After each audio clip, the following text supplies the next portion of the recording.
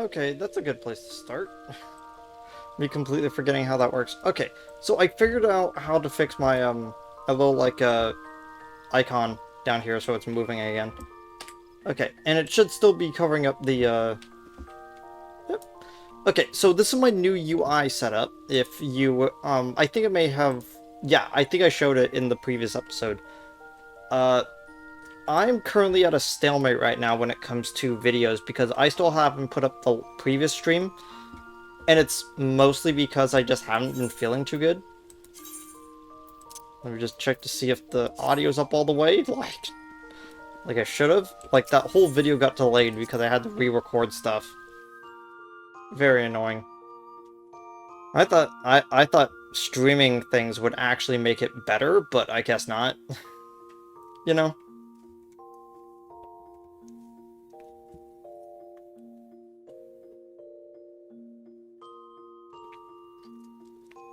Okay. Now I'm gonna set that over there so it doesn't spill. So, what we're gonna be doing is we're going to be doing the crafting and gathering stuff for Gridania right now. I basically have everything set. The only thing that I need to do... No, I've got everything. Okay, so first off, we're actually going to be doing a botanist instead of leatherworker. I was going to do leatherworker first so I can finally fix my boots, but I think doing the gathering stuff first will be more beneficial to us. Okay, so kind of to explain... Okay, I don't think I have to explain the fact that botanist is basically just, instead of rocks, you're doing plants. Right, I don't think I have to explain that, but, you know, that's how it is. Hello there, and welcome to the Botanist Guild. What brings you here today? Interested in becoming a botanist, are you? Then you come to the right place. At our guild, you can study under some of the finest botanists in the realm. An enticing proposition, is it not? So what say you? Would you like to add your name to our roll? Excellent. Now that you're doubtless eager to dive headlong into the nearest shrubbery, but first a brief explanation on the origins of the Botanist Guild. Our guild boasts a long history. Its roots can be traced back some 500 years, to when our nation was still in its infancy. It was around that time that a precursor organization to our own was established to facilitate communion with the elementals. But I expect that you're already confused, not being forest-born. Let me put it in a way that your kind would understand. The Trollswood doesn't belong to man, but almighty beings known as elementals. It is by their leave that we Gridanians dwell here in the forest, and it is by their leave that we receive of its bounty. Ever since mankind settled in the Trollswood, it's been necessary for us to obtain the elementals' permission prior to taking aught from their domain. Historically, it is a rather involved process that only a precious few could actually commune with them. Specifically, those conjurers blessed with the ability to hear the elementals, aptly known as hearers. In order to relay the elemental's will to the botanist in some timely manner, a new organization was formed, with a hearer at its mouth and ears. This organization would eventually evolve to become the Botanist Guild. To this day, the guild employs the services of a hearer who offers guidance to our members. Yet this is no longer our organization's sole concern. We also seek to promulgate. Promulgate. Promulgate. Promulgate. I don't think that's right. To promulgate correct harvesting practices. That is practice which honors the will of the elementals. And that, my friend, is the story of how our guild came to be. I trust you have a newfound appreciation for the work that we do. With all this talk of elementals and communing, mayhap that you're wondering whether you're fit to join us. Well, you may cast such doubts aside. You don't need to have been raised as a good little forest-born girl to be a botanist, nor do you need to know the secret forest-born salute. I jest. You only need a healthy respect for nature and the will to learn.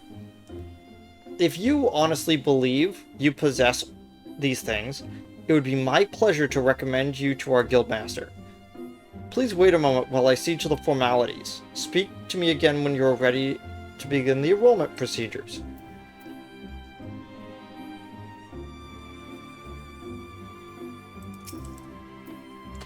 Ready to enroll in the Botanist Guild, I take it? Yes. Music to my ears. It will be my pleasure to refer you to the Guildmaster Fufusha. Our Guildmaster's knowledge of nature is second to none. We need only witness her uncanny knack for spotting the finest timber to see that hers is a truly God's-given talent. It is for this reason that she holds the title of First Botanist. Oh, but you need not to be overawed, for she is the kindest of souls. You will find our guildmaster just outside this building. Seek her out and impress upon her your desire to become a botanist. Okay. And there she is. I am Fufusha, the master of this guild. Pleased to make your acquaintance. I take it Leon Schultz has given you the overview of botany already. Well then, I suppose I had better continue where he left off. All Grodanians may rightly claim to share a close relationship with nature, but none is so intimate as that to the botanist. It is our calling to nurture the natural environment to the mutual benefit of man and wood. But even as nature holds us in her loving embrace, providing for our very need, she is at the heart of an sentimental creature, one that will take life just as readily as she gives it. Being a botanist means coming face to face with this uncomfortable truth on a regular basis. Knowing this, do you still wish to walk our path? The look in your eye bespeaks the passion in your heart. Very well, I bid you welcome to the Botanist Guild. To help you on your way, I present you with this hatchet. Take it up and then present yourself to me again. I would assign you your first task as botanist to the guild. Well, of the guild, yeah.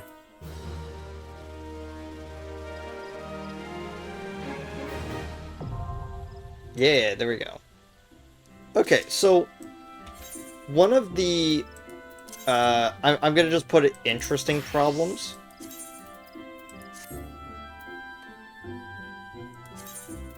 Let me just make this first.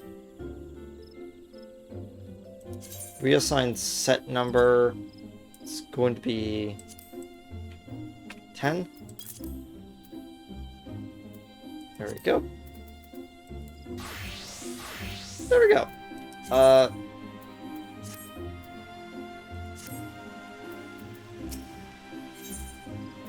Fufusha wishes to assign you your first task as a botanist. I see your hatchet. I see you have your hatchet on you. Very good. A botanist's hatchet is his livelihood. Never forget this. If you fail to keep the blade clean and keen, your efforts will yield you naught but sweat and splinters. But let us see about your first task. Ah yes, to help with you grasp the basics of botany. If you would like to gather 10 pots worth of latex, the forest yields to us many and more resources. It is the botanist's job to know what can be found and where. If it is latex you require, you would do well to search just outside the Blue Badger Gate or the Yellow Serpent's Gate. Seek mature trees that stand out in those areas, and then put your hatchet to use. I wish you well. Okay. So we've actually already made several items for our upcoming classes that we don't have yet because, you know, I kind of just started holding on to things for the upcoming classes when we made them. Right. So, just like the other classes, I want to get to level... My gosh, I forgot Fisher's like at 63 now because of ocean fishing. I need to get Botanist up to around the same level that... Yeah, around the same level that Miner is currently at. So around like 18 or so. Because at Miner right now, I have level 19. Okay. I have a level 19 item that I can give. Let's see. Back here. Oh, right. My hotbar setup. 1 second as I, go to do this again.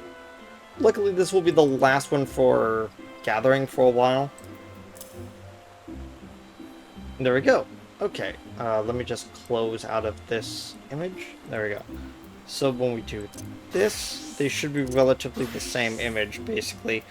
Yeah. There we go. Oh, wait. I always forget to...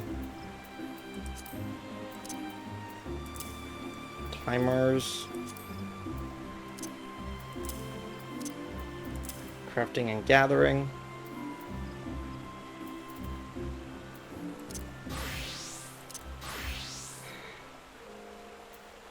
There you go. Okay, first things first is latex. Latex is one of the ingredients that are useful for making rubber. And believe it or not, we actually need some rubber right now because rubber is used for a very long time for the bottom of shoes. So you can never really have... No, you can't have too much rubber. I've run to a point where I'm like, man, I have like 75 rubber and I don't know what to do with it. Because I just made like a massive batch of it. Okay. Finding mature trees. Yeah, it's the same thing with the...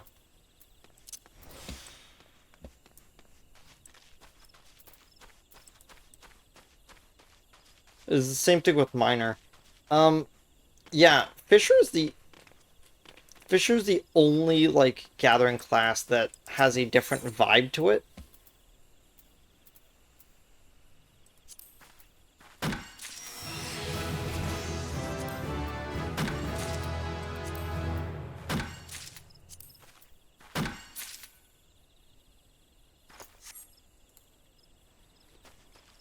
Completely forgot to eat my XP increasing food. But that's okay, because...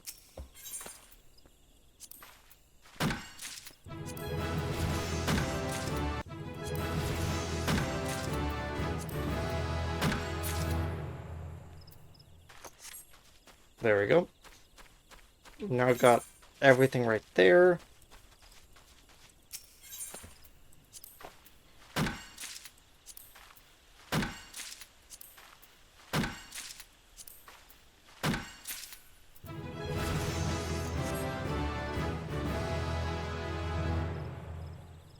And now we need 10 latex.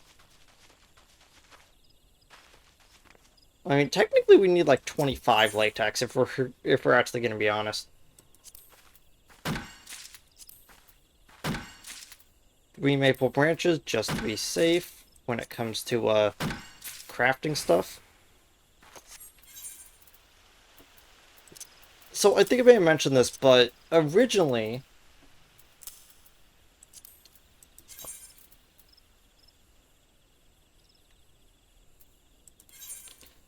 Have I made toad legs yet? I think I have.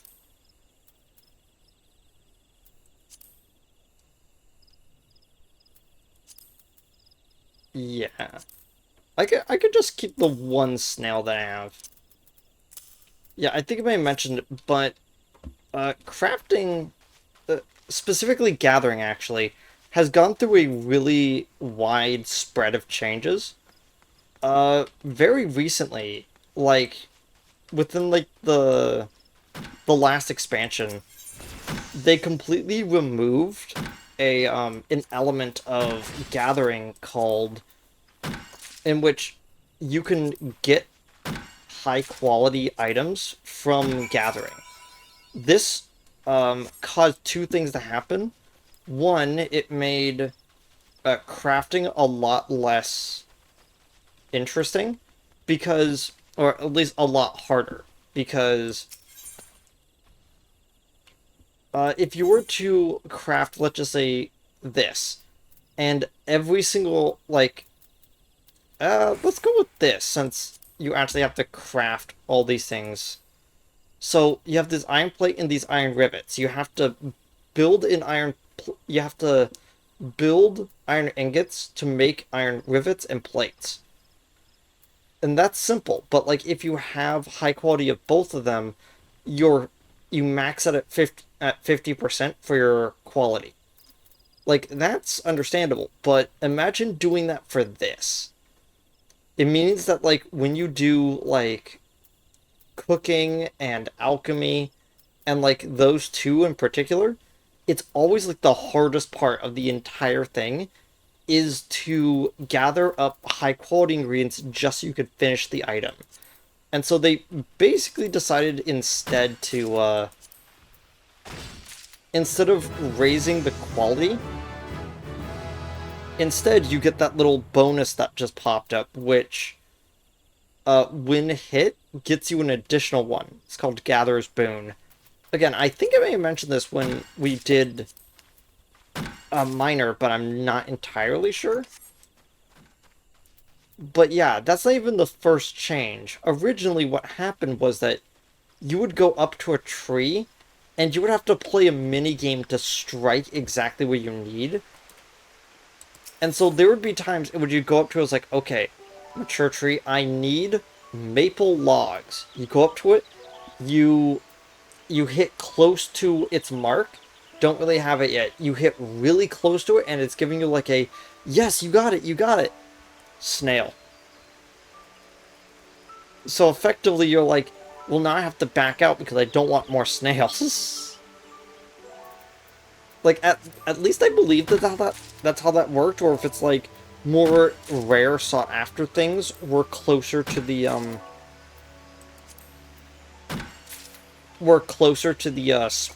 to the jackpot, as it were.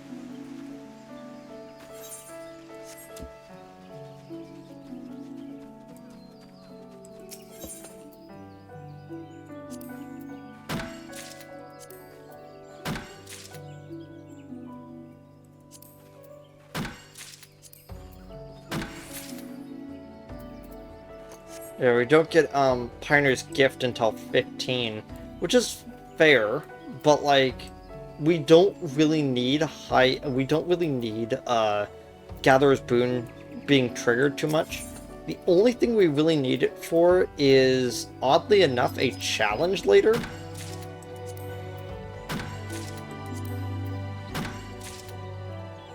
Okay, I was actually really worried that it was going to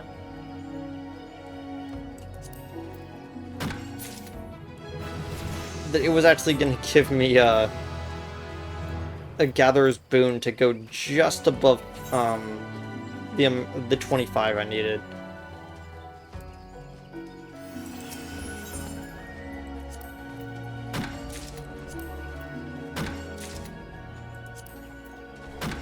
Gonna get the 15 maple logs, because again, I'm going to be doing woodworking after this, so it makes sense for us to gather up the wood so we don't have to rely on the market. Funny, well, not really funny, but interesting note. While I was starting the streams up a few weeks ago, I caught a I caught a glimpse of the fact that someone was attempting to play through all of Final Fantasy XIV without interacting with other players, and I thought that that was so fundamentally interesting. So he couldn't use the market board, he couldn't use certain things, and I'm just worried about how he's going to do some of the required stuff that actually involves around other people. But he's successfully made it to into the patch quests for A Realm Reborn. I'm just worried that he's going to run into a problem where it's like, okay, here's a 24-person instance. You're by yourself. You immediately gets one shot by everything. And it's like, oh, this isn't going to be good. But, like, that's... I don't know, I've always think challenges are interesting, but just not... I don't want to say that they're not fun, but they're just not of interest to me, you know?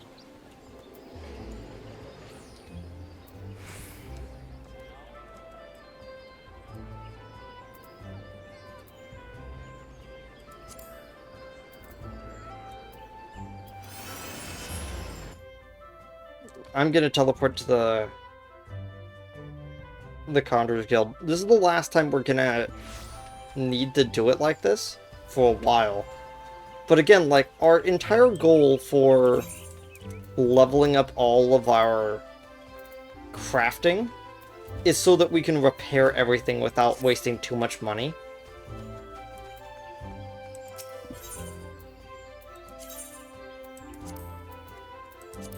Oh, whoops. What is the hatchet that I currently have here? Wait, do I not have a hatchet? Huh, I thought I made one. Oh well.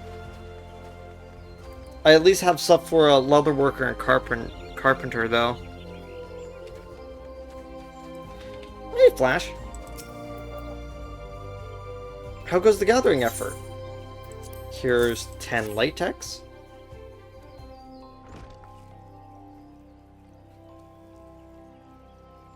Ah yes, precisely 10 pots of latex. Just as I instructed. You've done well. Latex is easy to find and equally easy to harvest. As such, collecting the stuff is an ideal task for young botanists who are learning their way around a hatchet. Yet know that being able to swing said tool does not make you a botanist. You must also possess the knowledge to locate the resources you seek. That'll be all from me for the present. I urge you to keep honing your senses and skills as a botanist. Gather near and far and learn from your experiences. I look forward to seeing you again. When you have become better acquainted with our trade, then I'll bid you happy gathering. Next botanist quest will be at 5, which I currently am.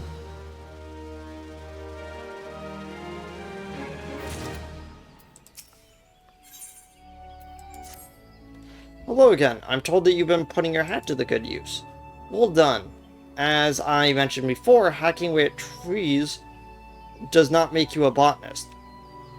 You must also strive to deepen your understanding of nature. I say this with the knowledge that you have just done that, whether you realize it or not. You have the air of a woman who is at ease with the world around her. I do believe that you are ready for your next task. I would like you to go to Tree Speak and there harvest 10 pots worth of maple sap. Once you have enough, pray deliver the sap to Cicely, and she will be pleased to receive it. Off you go now. So, Tree Speak is in north. And we could have teleported, but like, I feel like walking right now. But yeah, this is, as I reiterate, as I mentioned earlier, this is going to be the last one of just class setup stuff, because, like, from here on out, we're going to just be doing the story up until, like, we get to, like, level 30 or something, in which there is, like, a noticeable, like, moment to,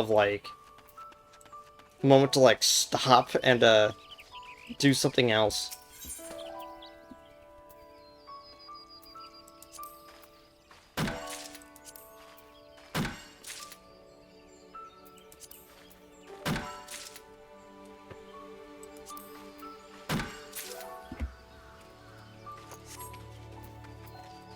Gathering a log. There we go. We've gathered a lot.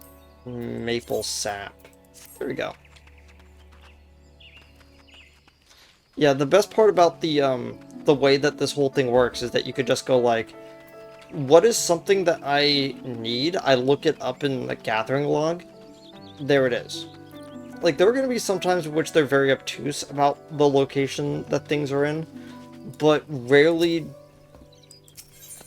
does it ever get to the extent of, like, not actually telling you, like, where to find it.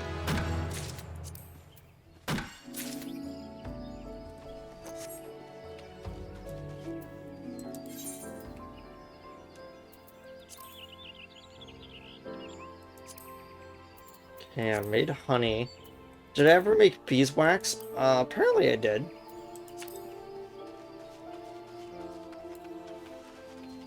Thought I still hadn't.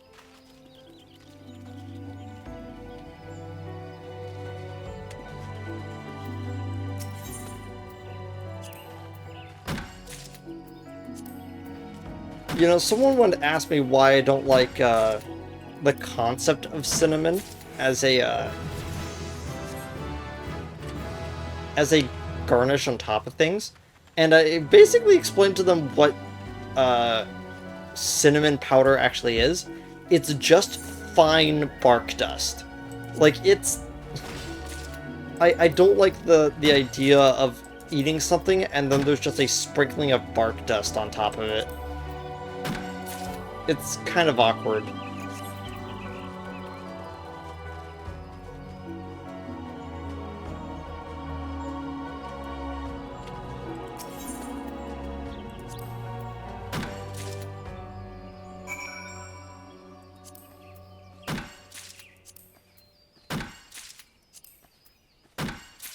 Yeah, harvesting earth shards are not as lucrative for XP as the other things, but you just end up needing so many, like, crafting crystals that it's actually kind of insane at points. I just remembered what the level 15 quest is. Oh, this is gonna be interesting.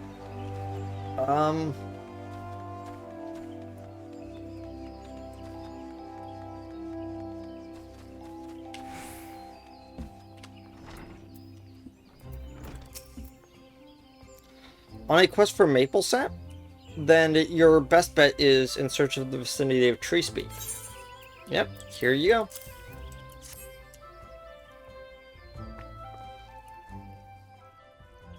Ah, the maple sap I requested. Then you must be the new botanist Fufurusha has been fussing over. Ah, but where are my manners? Thank you. Why do I need so much of this stuff?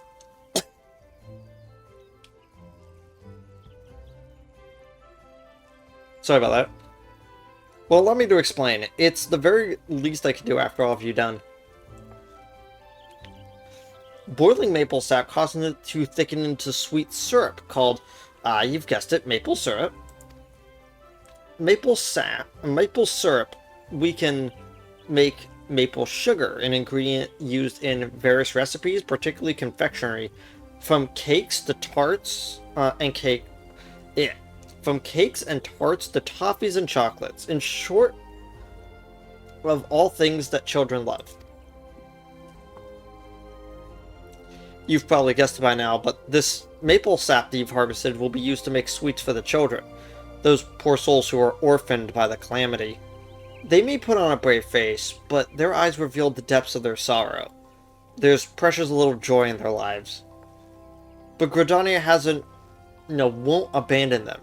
No matter your walk of life, there is always something you can do to help. Even though it may only last a fleeting moment, a single smile of theirs is worth all the effort. My apologies, I got carried away. Now where was I? Yes, in addition to the maple sap, we botanists gather various kinds of foodstuffs. As such, we work closely with culinarians, those disciples of the hand who excel at cooking. We're also on good terms with woodworkers and weavers, as both are reliant upon us to supply the lumber and fiber that they need for their respective crafts. As botanists, it behooves us to learn what manner of materials are used in crafting, and there's no better way to do so than firsthand, and you have an interest, you might consider dabbling in one of those disciplines out there. I also urge... One second as I actually pull this up.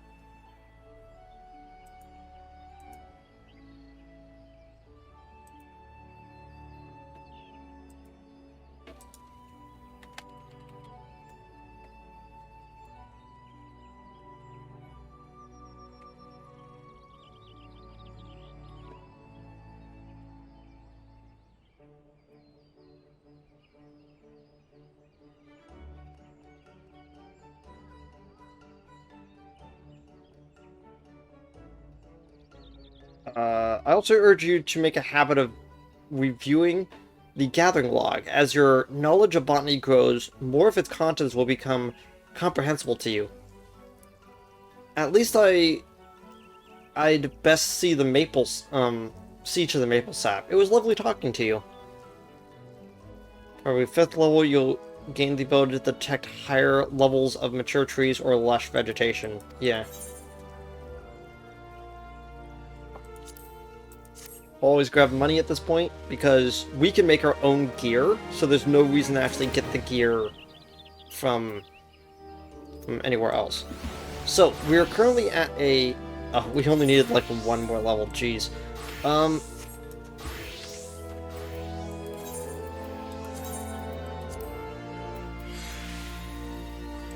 Okay.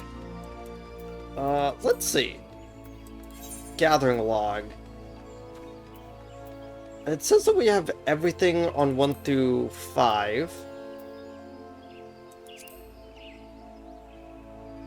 The mistletoe in Tree Speak. That one's further up north. The Lenosian orange. Some ash logs in Central Shroud. Kurku beans from Lower Lenosia. Ash branches from the same ash log trees. Orange seeds from Lenosia. Cloves from Central Thanolin. And green tier. Okay, so first off, I guess we should go to green tier. So just like the mining thing, once you start getting a little bit further into the game, you start realizing that it's like, oh, you got all these stuff from other places. Tree Speak, also Tree Speak. We should probably actually do that. But there's actually two convenient ways to do this more than what I'm about to say. But, the best way for you to get easy levels is to just target things that you haven't gotten yet. Especially if it's like, oh, I'm gonna be getting like 10 of these, I might as well.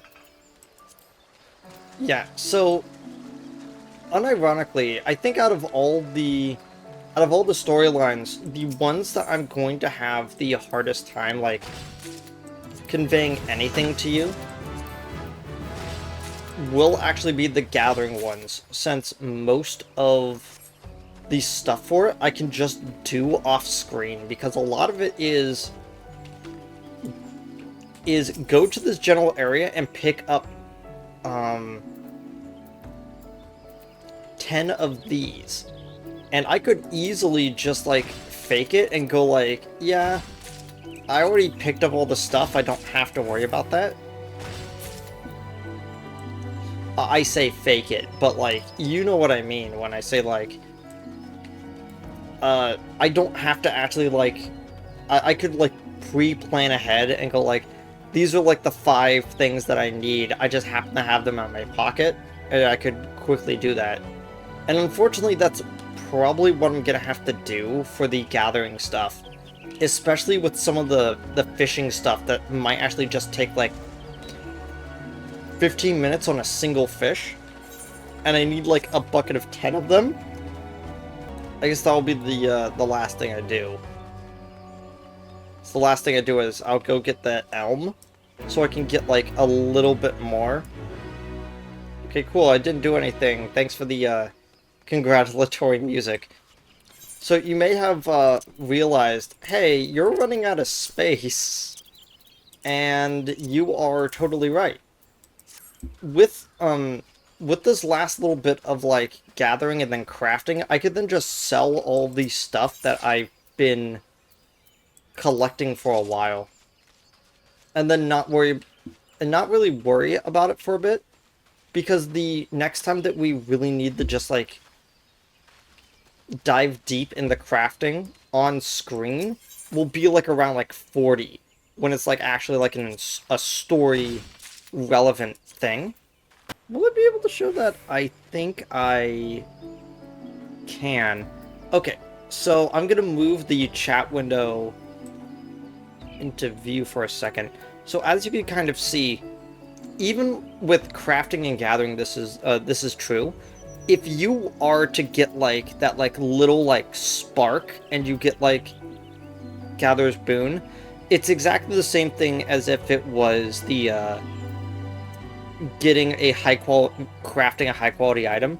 You're going to get this incredibly elevated experience. So it's not the fact that you don't need high quality items, it's the fact that if you do have high quality items, you're going to be better set when it comes to experience. I always hate it. I always hate it when, like, the last one and then it goes over. It, like, it hurts my OCD. Oh, there we go.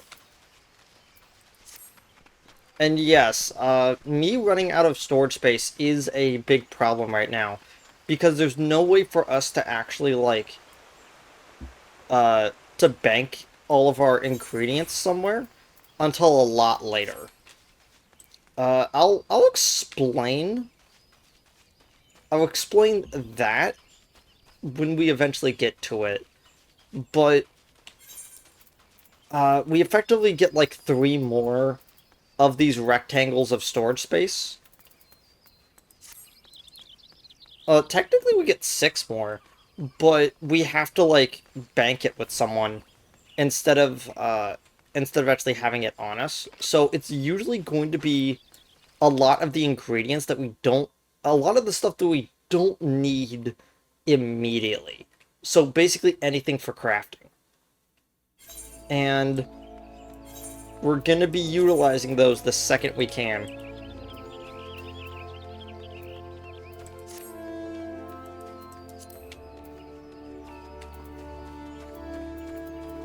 You know, funny enough, when is...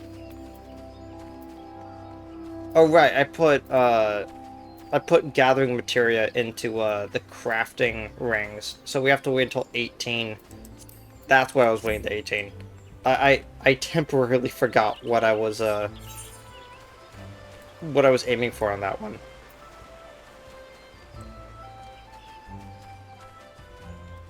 But yeah, hopefully I don't have to do too much more for botanist, and I could just like get done with the level 15 thing. I'm probably gonna take a short break after that, so I could go make food, and then I'll be back. The one thing though that that I want to say is that we did basically delay a lot of the story by doing the crafting and gathering stuff. But like I said in the first episode talking about crafting, it's really interesting to show off how your early game experience could change if you just do those, if you do them. Blue, you couldn't have come at a more opportune time. I have a favor to ask of you. We have received an urgent request from the Order of the Twin Adder. They asked that we supply 10 crow feathers as soon as possible. Crows often leave behind feathers where they perch, and where they can be used to make arms and armor. Requests for the items have been coming up with increasing regularity. The situation must be grim indeed. I would not do to keep the defenders of our nation waiting. I would be most glad if you could help us fulfill this order. Crow feathers are found in abundance in the area south of Gilbert's Spire. Once you have procured 10 and promptly deliver them to Sicily, and I've given her charge over our stores, thanks in advance. Did I only get like one? Yes, I only got like one, of course. Okay, now we have to run all the way back down there to get crow feathers. Again, this is the reason why I might actually just level and gather a lot of stuff off screen, is just so that this part in particular will go faster. Yeah, so I could grab all these items so I could get like an easy level. It looks like it's Central Thanolin and Lower Lenotia. Luckily, one, we have actually a lot of money to work with, so we can actually like fast roll whenever we want at this point. But we also have a really cool thing that I ended up doing. So you can see that there's like a little star that's on the city-state. If we go over here, you can see it's 300 and like 400, but this is like lower 200s, and that's because if we set certain teleport locations to our quote-unquote favorite location, it means that we can travel there a lot faster than normal. Sorry, not faster, but like for less cost, if we have them favored. As the story goes on, we're going to be shifting the favorite spot to be one area in the main area, one area in another location that's pretty important. That's going to be our base of operations. And then the last one is the new area that we're running around in. And so yeah, we're currently at a point where we are looking at our Guillimat, we're like, oh, okay, so anything when it comes to teleporting is just a small fee at this point. And it's like, yes? Quote, question mark? It's not... We're still gonna get a hefty chunk of money pulled out, since it's basically a tenth of what we have right now each time. But it is enough that we don't have to really worry too much about any situation with our money right now. And there we go, we've now hit level 15. So all we have to do is get like the last few things on our gathering log that are up here, and then we can head back. Again, a lot of gathering stuff is kind of boring, monotonous stuff that we don't really need to deal with. Especially on screen, I've noticed.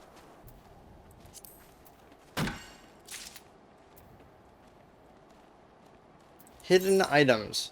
In the course of gathering, disciples of the land will occasionally come across hidden items. A hidden item may also be classified as rare, meaning that you can only obtain one of it before it disappears from the gathering window. Abilities that increase the number of items obtained during a single gathering attempt have no effect on rare items. Which is honestly like the more interesting thing. There is an ability, yeah, Luck of the Pioneers at level 55, that basically says that we can go up to a node.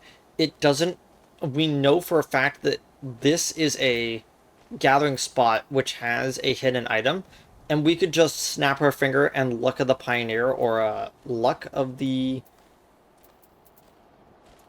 Mason, I think? I can't remember what Miners is, but it will do the same thing for that one.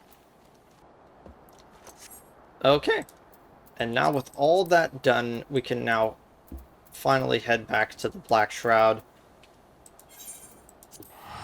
Turn some stuff in. Okay. Let's see. Which one is... There we go. I actually remembered that there was a Botanist Guild teleport for once.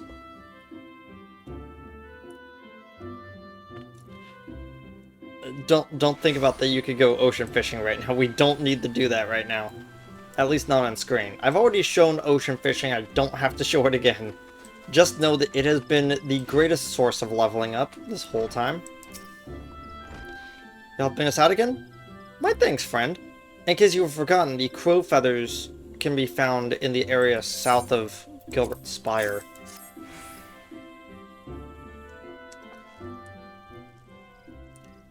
Ah, the crow feathers. You have my thanks. Doubtless you already know this from Fufusha, but it's the Order of the Twin Adder that requested these feathers. Ow. If I heard it true, they're also preparing for war against the Ixal. The crow feathers are needed to make arms and armor. Feathered harpoons, plumed U-crooks, and, you know, the like. It's a fine feeling being able to do our part to aid the men and women who defend our nation. But to need such a large stockpile of feathers gives me pause to imagine the bloodshed that lies ahead. Will the Trollswood ever know true peace? But there I go again with my wistful ramblings. Feel free to ignore me. Now, before I forget, Fufusha asked me to give you something on her behalf. A scythe. Thanks, I already have one, though. A scythe is what you call a secondary tool? Yeah, I already know. Fufusha seemed fit to make you this gift as a proof positive of your progress. You're no longer a novice, my friend. I dare say that you're ready to try your hand at fieldcraft leaves. Perhaps even take on a grand company work. But first, I recommend you head to the woods and find some lush vegetation to trial that new scythe on. Off you go. Come back when you are ready to take on another task for the guild. There we go.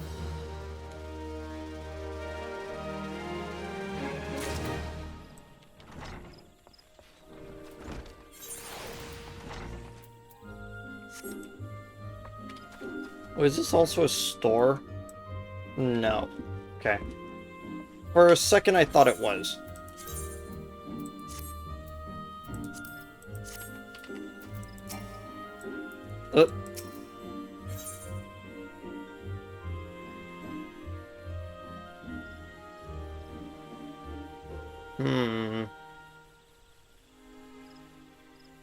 I might actually get that. I might actually, even though I don't need it. Yeah. Fufusha is troubled and needs your help to solve a problem.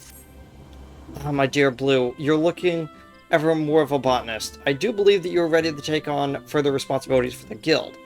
Guilds such as ours exist only by virtue of the cooperation of their members. Each individual must set an example for the rest of the collective is to thrive. The time has come for you to set such an example. A matter has arisen, the handling of which I could entrust wholly to you. You may deal with it as you see fit, providing that you see the problem solved. The matter in question concerns a valued client of ours, the merchant Albgast. It would appear that one of our number has done something to upset him. Pray seek out the merchant in the ebony stalls, and inquire after the reason of his ire. Oh, and choose your words well, lest you add fuel to the fire. Okay. Where is this guy?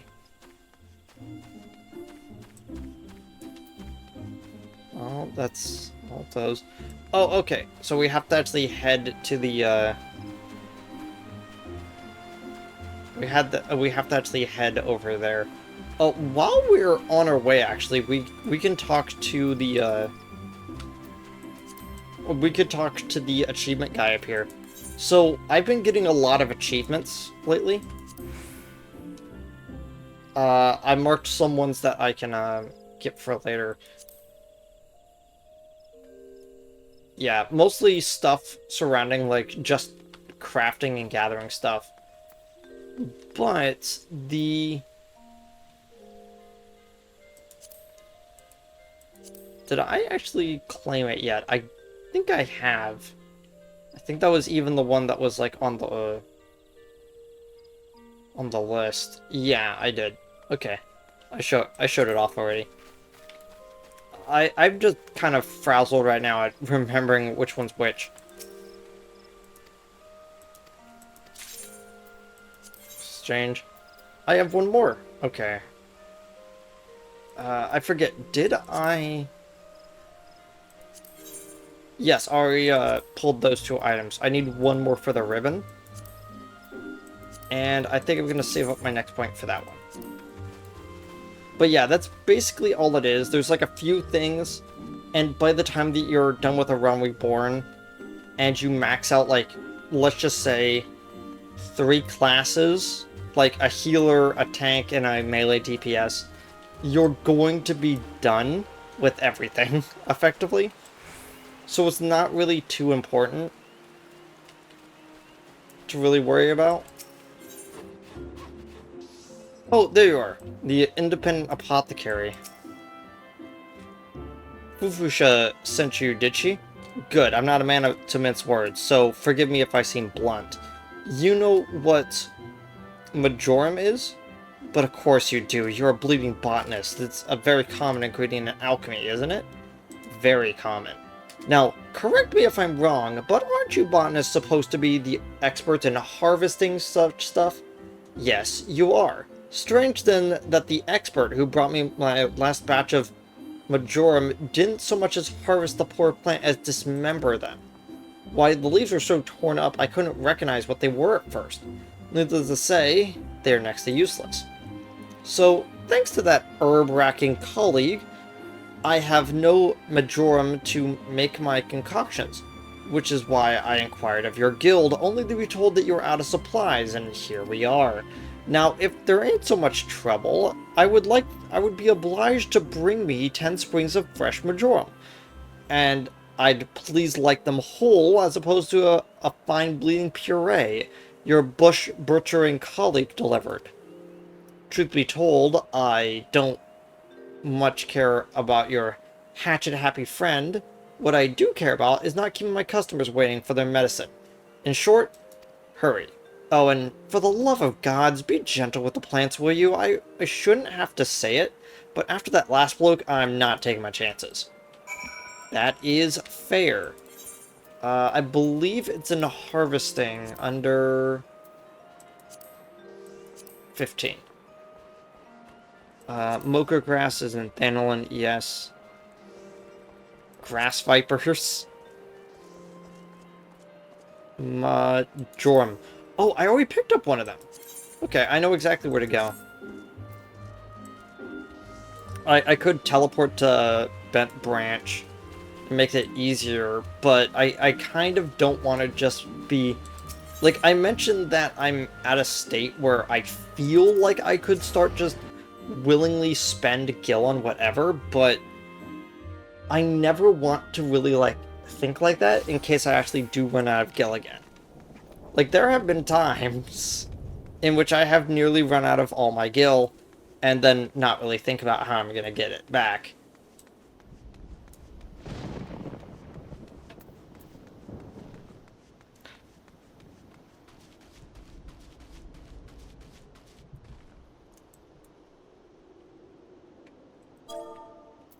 There we go. So it can be on my mini-map. The way that I did that is that I right-clicked with, while holding control, and I placed a red flag down, so I don't have to be looking at my map for that. So when I said that Gridania might be my favorite city-state just by its looks, um, Gridania at night looks really beautiful with the glowing, soft lights, like the calming music track, just the darkness of the forest. I really enjoy it. Like, it's not for everyone, I definitely know that, but I just love the look at forest at night.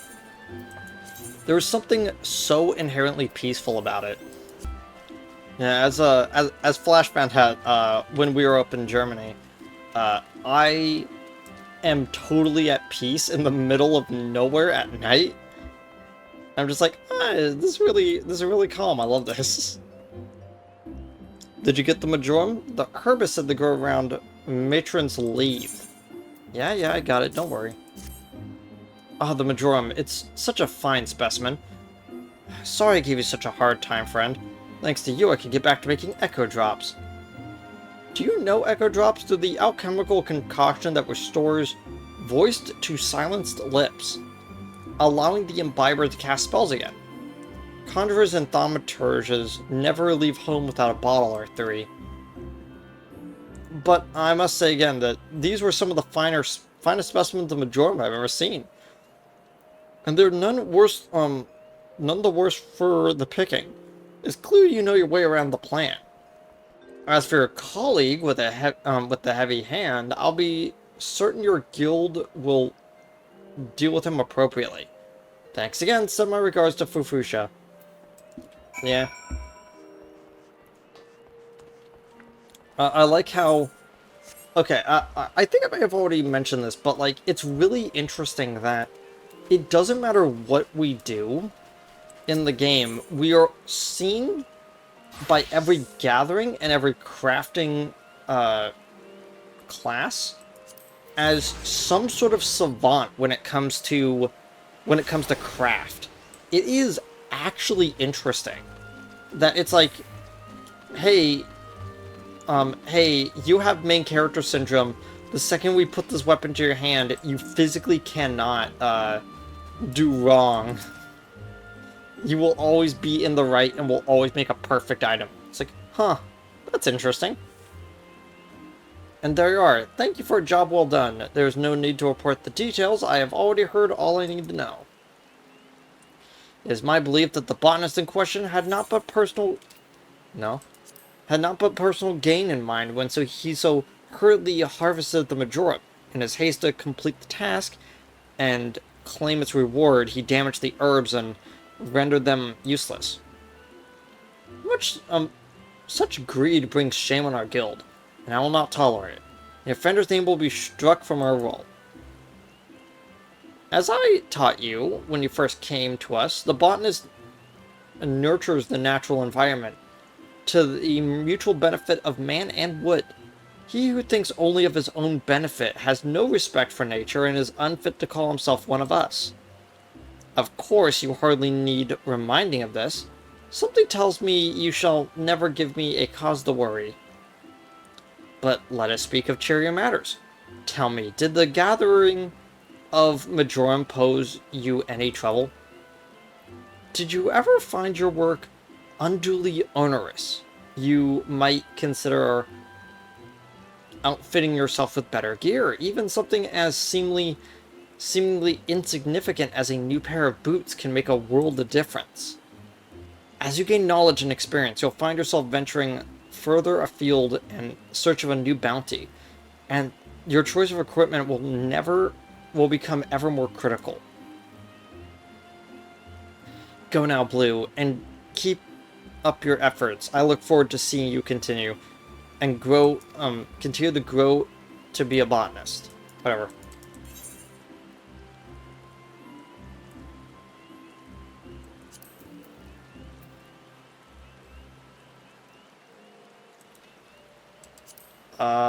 Search for item.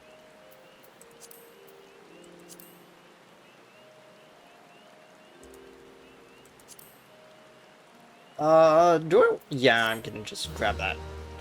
I was thinking about it a little bit too hard. Yeah, do I want... do I want to do leatherworker or carpenter first? I think I actually want to do carpenter first. No, we're in the same area as leatherworker. I might as well do that one first. The reason why I'm torn up is that the joke of like, man, carpenter is going to be the last one it hits is the one that goes in the #1 spot. But like, yeah. So like I said, I'm going to take a short break to make food, and I'll be back in about like 10 minutes or so. So we could then go start on this one. I made myself a whole thing of oatmeal while I waited for my my rice to get finished, and then I'm like, nah, this is gonna take way too long. So I just let it go for like, it's gonna be sitting there for like an hour.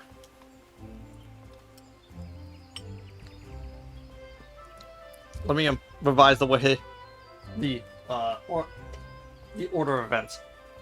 I started making rice, realized it was gonna be an hour, so I made some oatmeal on the time. I also got myself a lime soda, which is really good.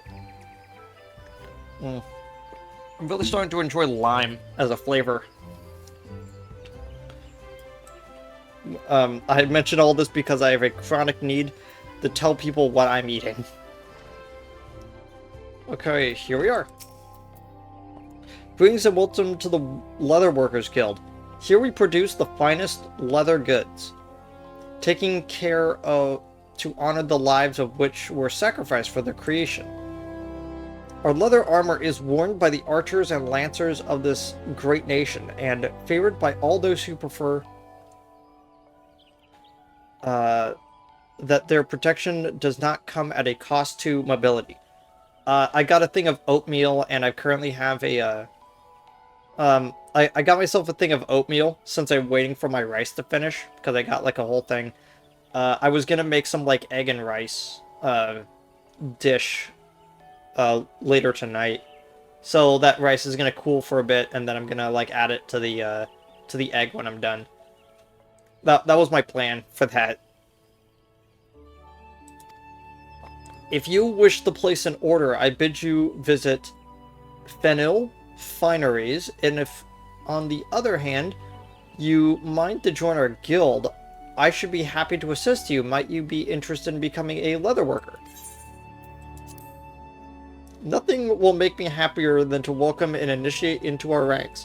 However, it is essential that you first understand the burden that every leatherworker must bear. Tikka masala does actually sound kind of nice. I've never had any. As you cannot have failed to notice, the Troll's Wood is blessed with an abundance of life, and we Gridanians have long hunted the forest creatures for both nourishment and clothing. But Gridania is unlike any other place. The elementals that watch over the Troll's Wood have never looked kindly on the taking of life, and those who flout their governance to do so at their own peril. The elementals decree that life cannot be taken without due necessity, and so the Trappers League was formed to regulate the hunting of animals. The Leatherworkers Guild was subsequently founded to manage the fair and equitable distribution of pelts. Nowadays, adventurers are major suppliers of pelts, and leather goods have become widespread. But in times past, they were rare and precious. Leatherworkers Guild has not forgotten those times. We treat leather with no less respect than the living creatures whence it comes, and craft goods of finest quality. In doing so, we honor the lives lost and minimize the need for further killing, an oft-forgotten benefit of our products' surpassing durability. Rice and chickpeas as a base. Interesting. Can you send me the recipe while you're at it, since you can so I can kind of look at it to see what I would need to grab? because I could technically, like, quickly run over to the store in, like, the next hour or so. If this is, in fact, only going to take another hour. Our guild is also the sole producer of the famous Fenil brand of leather goods, the Pride of Grodania. These products represent the ultimate expression of our core tenets, and the transcendent technique which shaped them. Know, though, that being a guild member does not automatically make you a Fenil artisan.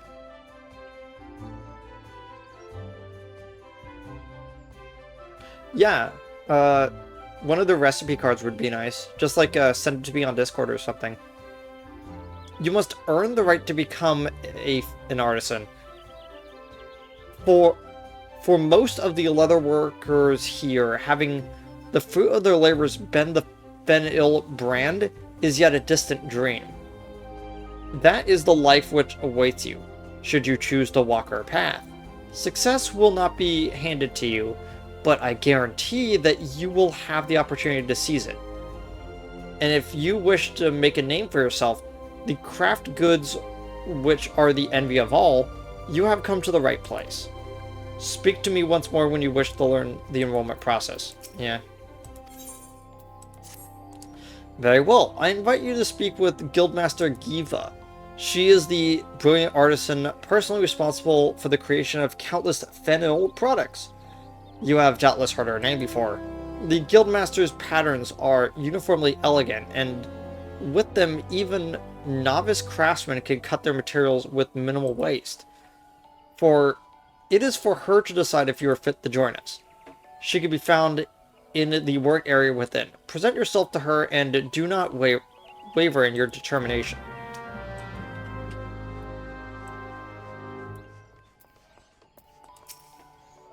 So you wish to become a leather worker. If you've spoken with Randall, you've been told what it means to work with leather, the weight you must carry, the responsibility you must bear. And if it's not for the elementals, mind you, but also the guild. For our craftsmanship is unrivaled, and each member is expected to live up to that reputation. Once you join, there's no turning back. If you dishonor us, I shall flay you myself and make a chocobo saddle from your hide. Will you swear to uphold the traditions that will be the best leather worker you can be? Very well, you may learn of our craft within these walls, though you seem ill-equipped to even do that. I will give you a head knife to help you along your way, but the rest is up to you. Do not presume that your association with us means that your work will bear the Fenil name.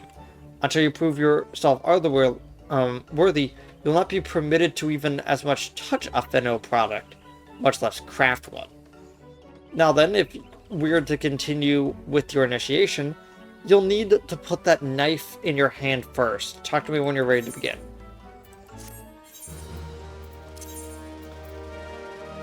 No, that's the hatchet. Well, you've passed the first test, gripping your knife by the handle and not the pointy end. Well, let's see how well you can wield it. Make me a circle of leather. You'll need an animal skin to do so. Newcomers to a craft often imagine that they need to hunt in order to obtain their materials. But if you have the sense of the gods to give a chocobo, gave a chocobo's arse, you'd realize that that's hardly the case. Osgeth, over by our receptionist, sells most of the items commonly used by her craft. However, she cannot supply you with earth shards. That's it for my advice. The rest is up to you. Once you've made the circle of leather, just bring it here to be inspected. I can't say I have great expectations for your work. I just see to it that you do not waste good skins. Now, away with you. Okay. Now, if you remember, I actually held on to a lot of the stuff that I had, but I started selling off some of my animal skins, and even the, like, stuff for, like, hard leather I started selling off, because I just had too much of it, like, on me. And, like, if we go over to here, she's gonna give us 10 more. Like, it is, like, I was just, like, inundated with how much leather I had.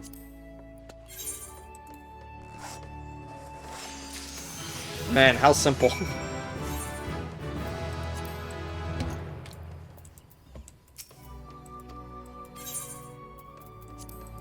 Hand over. This is a lot more leather than I expected. Aye, this is leather indeed, after a fashion. Your work is amateurish in the extreme. The leather is unevenly tanned and practically unusable. But you show promise.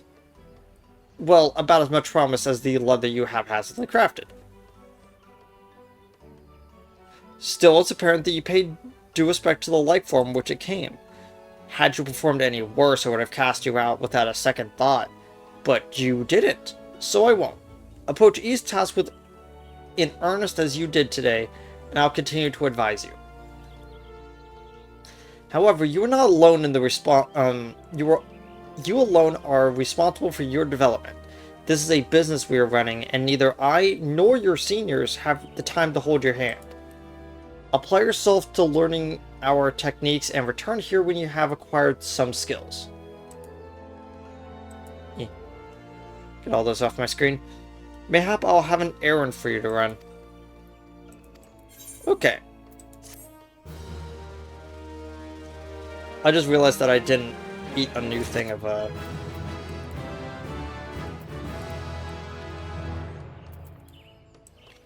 Oh wait, I did. Whoops. I ate like way too many.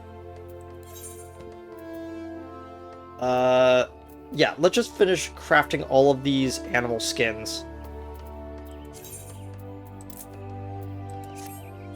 I'll just keep going until I'm right before hitting level 5. Okay, now we're at level 5, so we can take this one.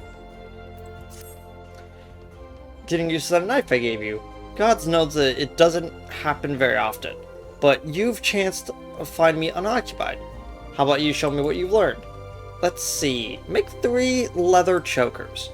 After that, there's more to our craft than simply tanning hides, and chokers are just about the simplest things that one can make. You'll need circles of leather and animal sinew to complete this task. Osgood can provide the sinew, and I'm sure that you recall the method for making leather. I hope your technique has improved since last time, and while we have an ample stock of skins, there are other means to procure the materials. Hunting for your own pelts, for instance? I know what I said about that before, but that was assuming that it was necessary. Choosing to do so is another matter. Indeed, it may teach you to appreciate the source of your livelihood. Not all leather workers are wont to choose their methods, but you are an adventurer, are you not? And when you're finished with your work, bring your chokers to me for inspection. So I believe that these are the chokers that give me GP. Yes, okay. So I actually need to make 4 of them. And I need to make them high quality. A lot of different spices though. Yeah, I kind of figured that that would probably be the problem, is that there's probably not a lot of spices that I can get in the Florida of the Great Northwest. But hey, like I could probably just make something simple that resembles it, and I could probably get back to you on how I feel about it. I just realized that I haven't actually updated the stuff on me. 1 second. There we go. That would be helpful. Finished with your work? Yep. 3 for you, 1 for me. And on the bright side, she would have actually accepted them if we didn't make them high quality, so all we needed to do was just get 1, but the fact we made all 4 of them was a great boost to our experience. I suppose there's no denying that these are leather chokers. Truth be told, an Oppo could have achieved similar results given the skin, sinew, and time. But I don't mean to make light of your efforts. You fulfilled the order precisely as requested. Job well done. Now then, I will teach you something to supplement your learning. Though physical training, through physical training, the body can be made strong and resilient to injury. Not so the throat, whichever remains a vulnerable point. Although a leather choker provides less protection than a metal gorget, its simple design makes it ideal for everyday applications. This simplicity also makes it an ideal choice for beginners practicing basic techniques and for guildmasters assessing their progress. As you are, you would make a passable leatherworker, one among the nameless multitude who scrape a living out here. Whether you rise to become something more is contingent upon your efforts. Consider this amateur's all a reward for your efforts.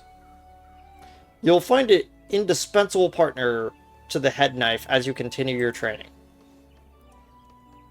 Now, I must return to my work. If you chance find me unoccupied again, mayhap I teach you something else.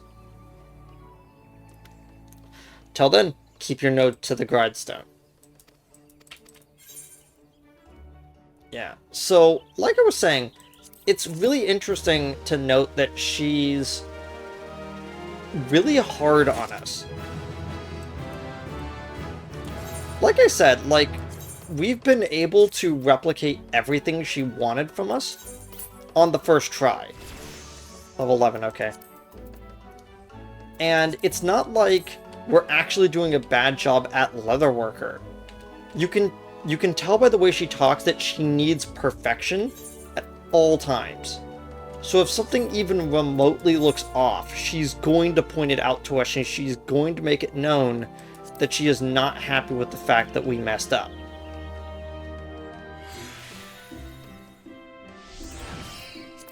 There we go. Botanist. We still need to get that one up to 18 so we can equip the crafting rings. I'm probably going to do the same thing with leatherworker and carpenter off screen, just so I don't take too much time. But my biggest problem now is just finding anything to equip to Fisher, because we're level 63, but we don't have the gear for it, and we don't have the money to go out of our way to get good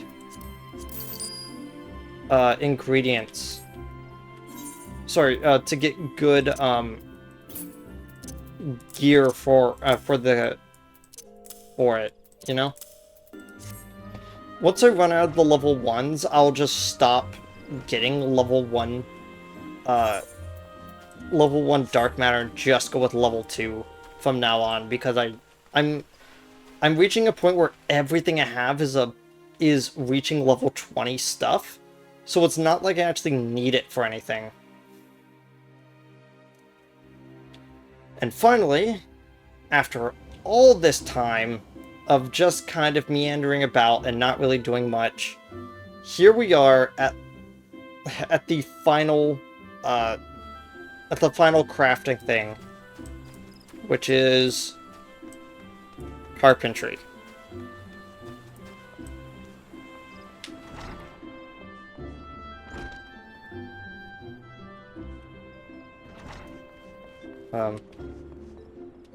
Oh, you just didn't load in yet. Greetings, Adventurer, and welcome to the Carpentry Guild. We are the artisans who take wood and grant it new form and purpose as the archer's bow, and lancer's spear, and novice's shield. If carpentry holds any appeal, you should consider joining our guild. Might you be interested in learning the ways of woodworking? Wonderful, wonderful. Now, before we proceed, I think it only right that I acquaint you with our guild's storied past. Since the founding of Gridania, we have built our homes and crafted our weapons from the trees of the Trollswood. As our nation grew and prospered, the woodworker's repertoire expanded to encompass a greater variety of articles, and carpentry developed into an art. At first, there was no association of carpenters. Each individual worked and sold his services independently. However, the advent of watermills meant that it was more efficient construction methods were needed, along with formalized maintenance regimens, all of which necessitated organization. The Carpenters Guild was founded to oversee the operation of water mills to promote the cooperation between woodworkers. And I must mention at this point that we owe much of our prosperity to the Great Loam Growery. Thanks to the hard-working botanists, we are blessed with the finest lumber in all of Eorzea.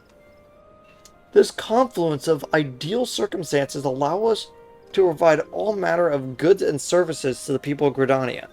I apologize for rather longer than I intended.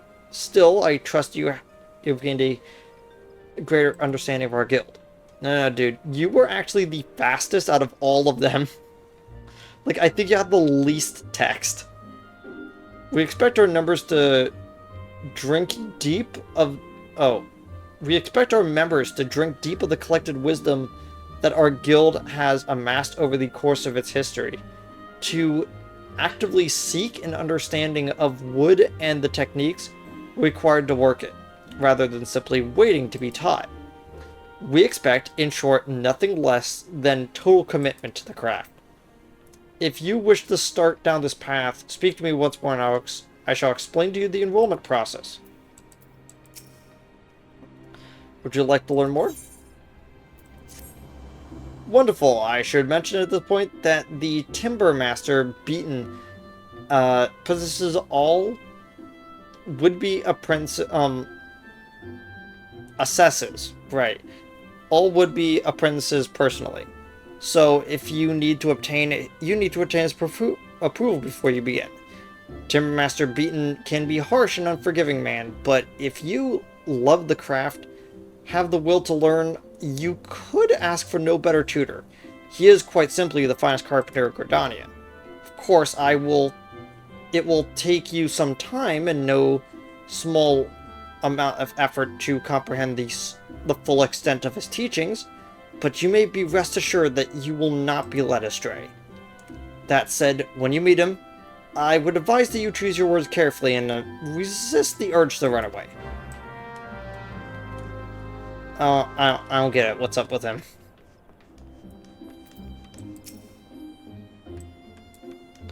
Another green adventurer come to play with saws?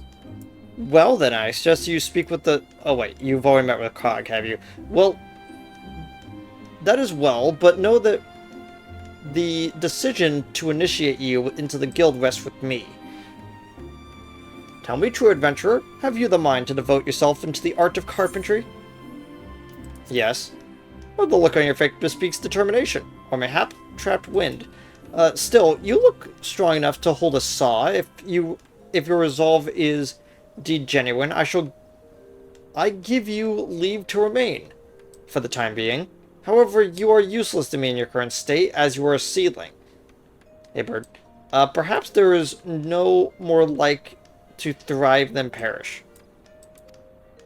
Experience is what you require, girl, and I shall give you the means to acquire it. Take this saw. It is old, yes, but sharp as it needs be. Now, prove to me that you are not completely incompetent by taking up your new tool. Once you have done so, present yourself to me for inspection.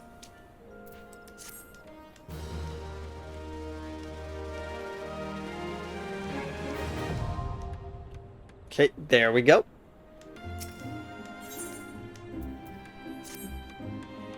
Good, you have proven that you know how to grip a saw, but do not mistake it for mere tool, for it is part of you, your arm. And you can you put down part of your arm? No. Mark me then. If you do put it down, and worse, lose the bloody thing, I shall use my own to demonstrate you the pain of losing a limb. Ha, but I jest. One-armed carpenters are scarcely half as useful in my experience. In any case, merely holding a saw does not make you a carpenter. Whatever some might think, you must become one with it, and learn to feel with it as you work the wood. To wit, you must first know the wood. Demonstrate your knowledge by bringing me a length of maple lumber. Maple lumber is made from maple logs.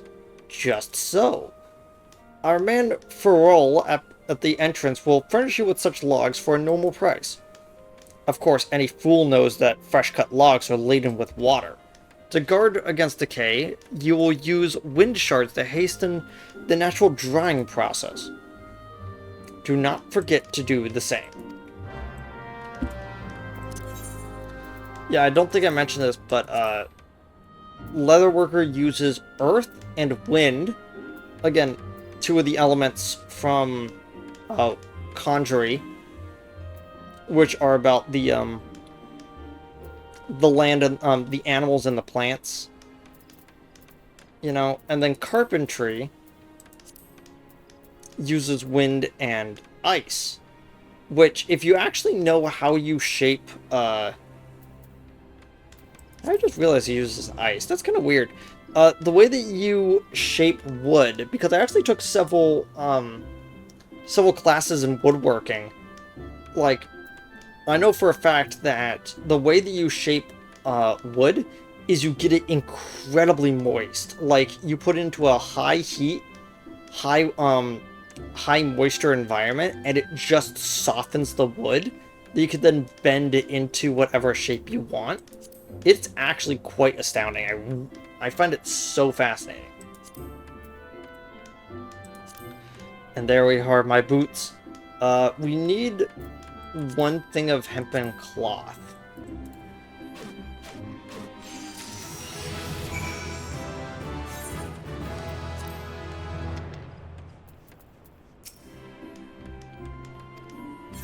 Oh, you ready to show me?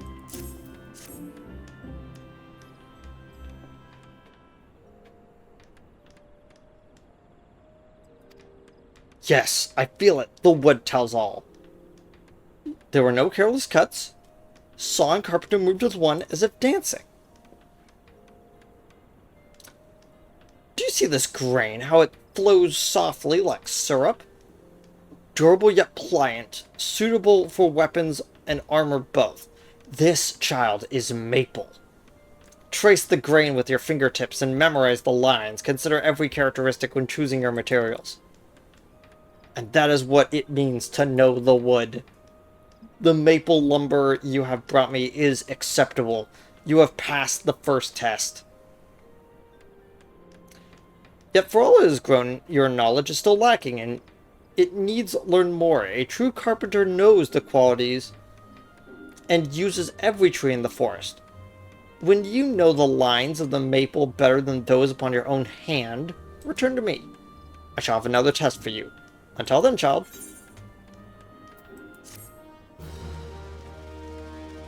There we go.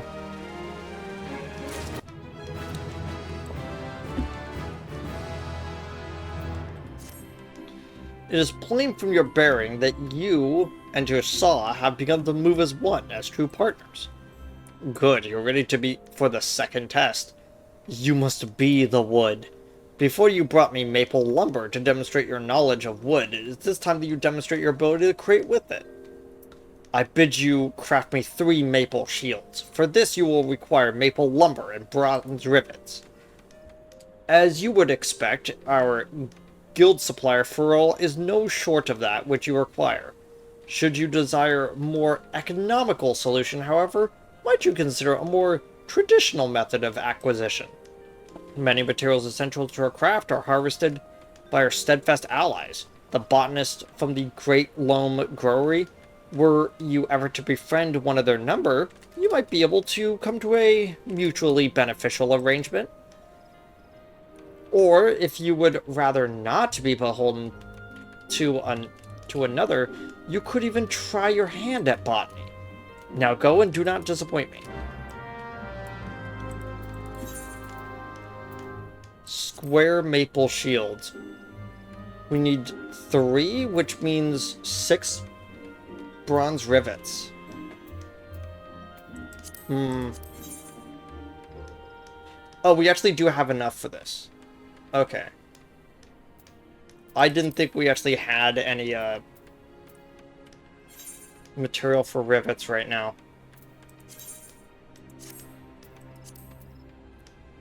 I might as well go with armor to make them, since...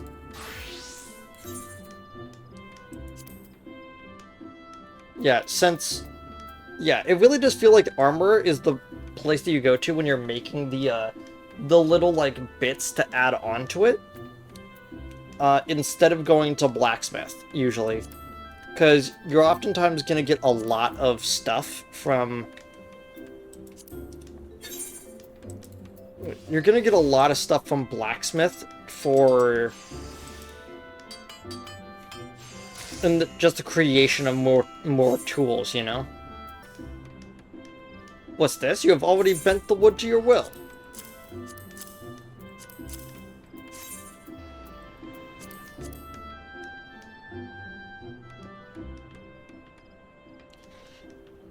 You are no workaday carpenter, that much is plain.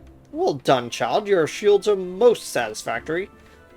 The pattern of the grain and lingering scent of maple, your choice of materials is excellent. The construction is above criticism. Few carpenters can even claim such skill. The Ellison once favored shields of wood. Do you know this? Today it is not so. Like your adventurer brethren are want to choose the surety of the armorer's metal. But a shield of wood provides ample protection for a lower price. It is readily made, and readily replaced if broken. And while not quite so sturdy, it may well serve to spare a man his doom, just as steadily as any shield of metal. To imbue shield and spear with your strength, to pour your life into the wood, that others might preserve their own. This is what it means to be the wood.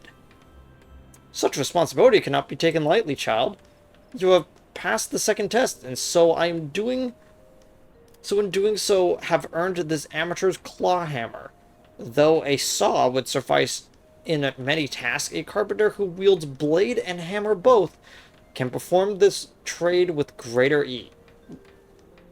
If you wish to improve as a carpenter, it is essential that you learn to use the two tools in combination. Continue to refine your skills, and return to me when you are ready to take the next step.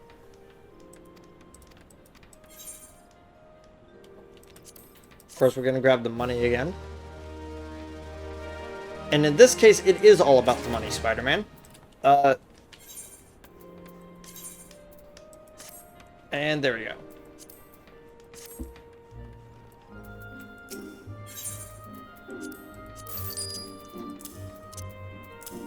And with that, we have completed all of our requisite crafting stuff. Yay! Now, you may think, oh, I'm going to just sit down and immediately just start crafting things. Well, there's a lot of things we need to do when it comes to crafting and gathering. Like, filling out the rest of the gathering log, doing a bunch of crafting log stuff to get everything up to par.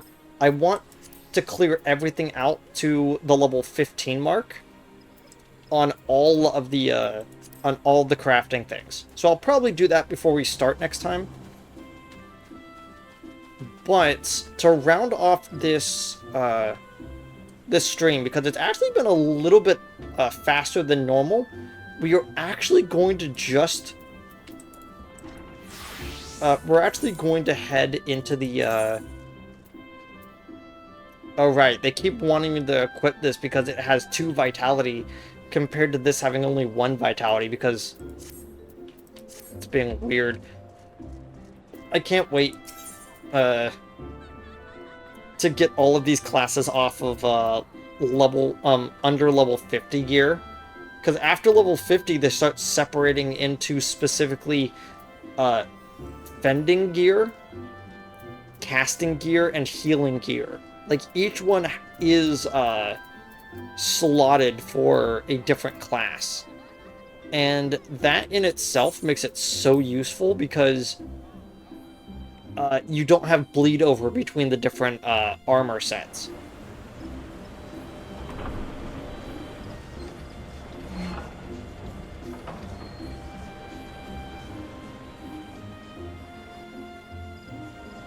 And away I go!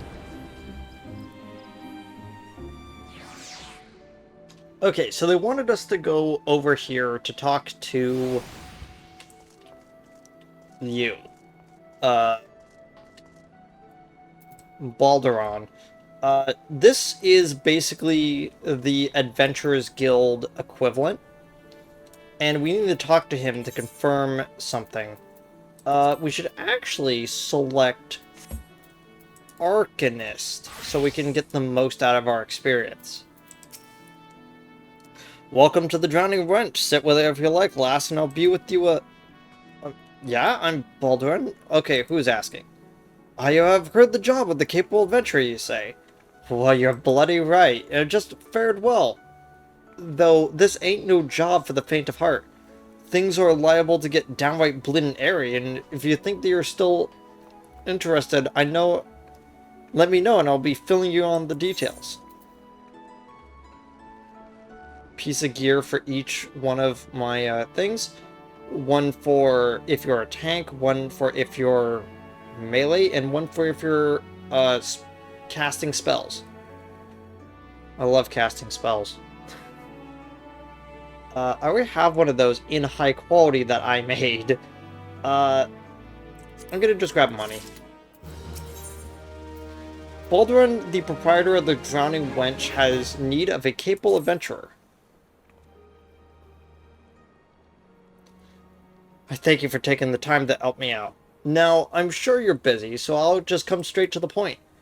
Word has it that suspicious-looking buggers have been sneaking in and out of the Sestasha Sea Grot, and I need a trustworthy sort to head up north of Aleport to find out who and what they are up to. Don't sound like much, I know. But there weren't too long ago that the Fishbacks pet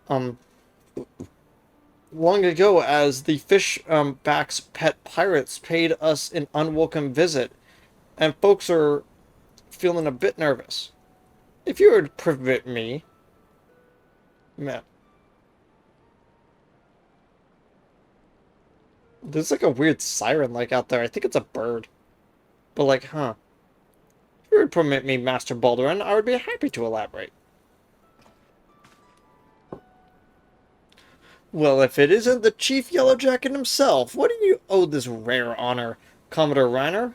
Come to make sure me patrons are behaving or just thirsty? Neither, in fact. I was informed that you had requested an adventurer to assist in my investigation, so I came to offer what information I could sift from recent reports. Over the course of the past moon, there have been several sightings of an unfamiliar vessel on the coast of Aleport, in the vicinity of the Isles of Umbra. This information came to my attention more than a few weeks after a squad of my own soldiers has completed a routine patrol of the region, the Sestasha Sea Grot included.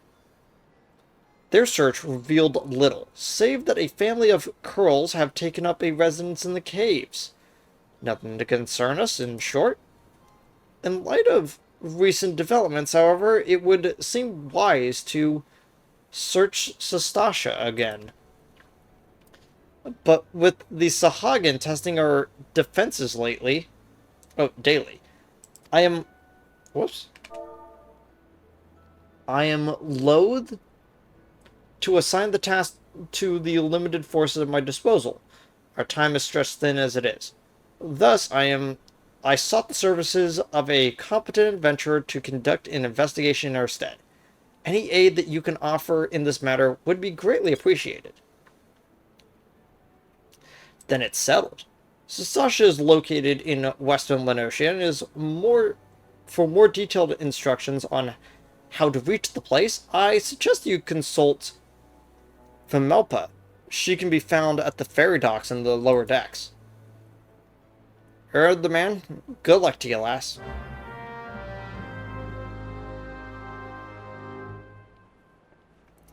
And with that, you are now unlocked.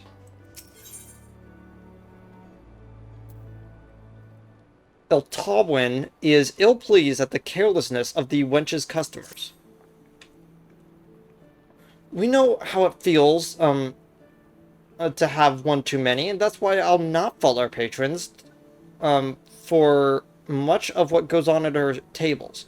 But it is too much to ask that they keep their belongings on their person when they leave. It wouldn't bother me so much if half of them didn't show up a week later ranting and raving if they're, as if their drunken heedlessness was somehow my fault. Take this impressive-looking journal right here. As oft as it seems to be, I have no doubt its owner is tearing up the town searching for his prized possession. A stranger he was, a swarthy Rogadin who enjoyed his drink. Seemed to be getting on well with one of our regulars. Quintanian. Perhaps you could still catch up with him and spare me the headache. I'd offer you a free drink, but the last time I did so, Baldwin docked my wages. I'll do yours later. Yours is less important. Have I seen who? Look, just because I spend more nights at the wench than in my own home doesn't mean I'm mates with every sod who comes stumbling through the doors. Wait a minute, that bloody book! Why did you say so sooner? That tight-arse bastard drained 20 flagons and promptly passed out, leaving yours truly to foot the bill. He said he was heading for Aleport. Aye, where else would the scurvy sop?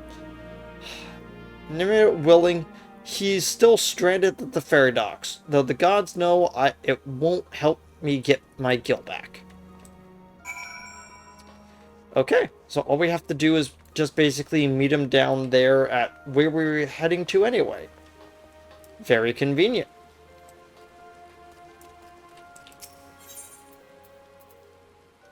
Fisherman's Guild. Travel down here.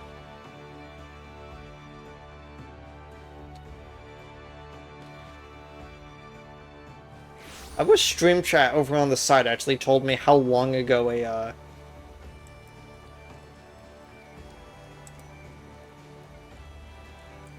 like, there's probably a setting for that, but, like, I kind of wish that they actually told me how long ago, like, when they actually talked.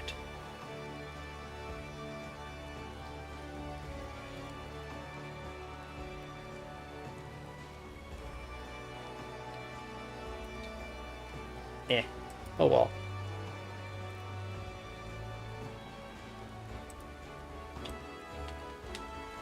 And there he is. Wasted. If you have business with me, be quick about it. My ferry and my next great adventure await. A well-worn journal. An impressively bound journal unceremoniously forgotten under a table at the Drowning Wench.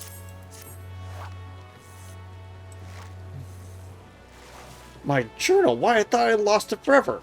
Pardon my rudeness, friend. Perhaps I should have stopped after 19 flagons. Har har.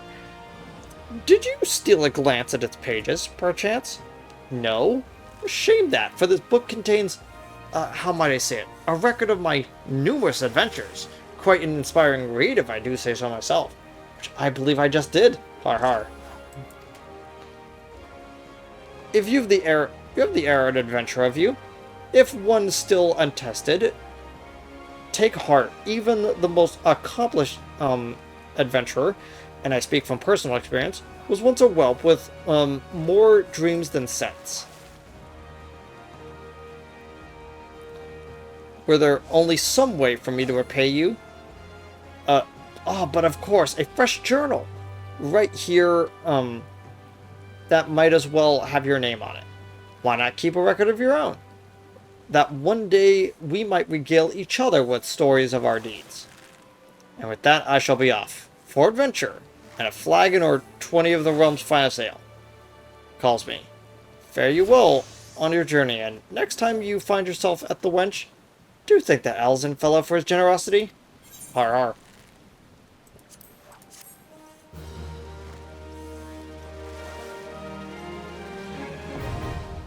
You now have access to the challenge log. Oh my gosh, it took me so long to get here. So, the reason why I'm a little upset that it took me so long to unlock the challenge log is that it gives you free experience. It gives you free experience for going into dungeons and guild hests.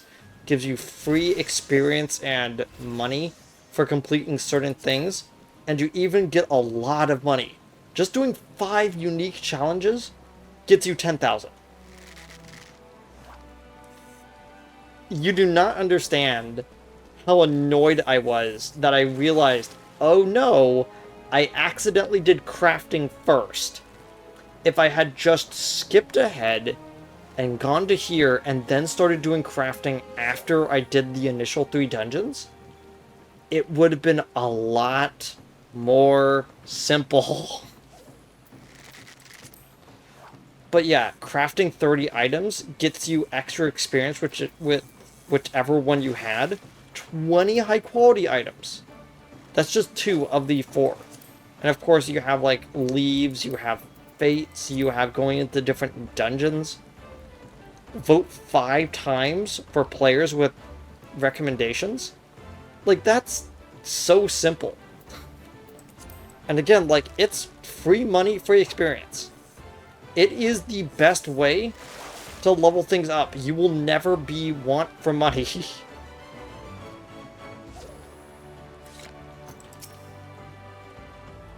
You're here about Commodore Reiner's investigation. Then you'll want to board a ferry bound for Aleport. Once you arrive in Western Lenosha, though, you better pay a visit to the Hall of the Novice before you blunder into Sestasha. The Adventurers Guild runs the hall, and the folk there will prepare you, train you for the skills that you need to face danger, undoubtedly waiting for you in the Sea Grot. The hall is on the way to Sestasha, just north of Aleport. Head inside once you and one of their seasoned adventurers will take you hand in hand. Best of luck to you, friend. So, the last thing we're going to be doing is explaining the Adventurers Guild. So, this building that's been over here this whole time that I've been kind of ignoring, this is the Adventurers Guild. They specifically put this right here because they know that the first dungeon is right over there. So you have to come to here first, so you know how dungeons kind of work. While we're here, we might as well eavesdrop on a little conversation that's currently going on right now. So, I'm gonna explain why, but it's really interesting that when we first walk into here, we see a, the final exercise is murderous. Is that you have a monk and you have a, you have a pugilist and you have a, thaumaturge. No, I thought they were a healer. Huh. Either way, like, these two guys talking. We're gonna run into them again. It's just kind of interesting that we see them so soon in the story. I read our visitor's log. Graduates of the Hall often pen entries with advice for fellow adventurers. Mayhap that you are one of practical pearls of wisdom. Learning the lingo. Ah, you must be the adventurer whom the Yellow Jacket sent word. I hear that you are to braid the depths of Sestasha Sea Grot. The occupants of those caves are rumored to be as numerous as they are bloodthirsty. No matter what the epic tales would have you believe, strolling into such a den of savagery alone would be the height of foolishness. No, you shall need companions. And you shall need the training we here at the Hall of Novice can provide. I strongly suggest that you study the fundamentals of group combat before continuing on with your mission. The smith here oversees the training schedules. Speak with him and you can register for exercises tailored to your particular field of expertise.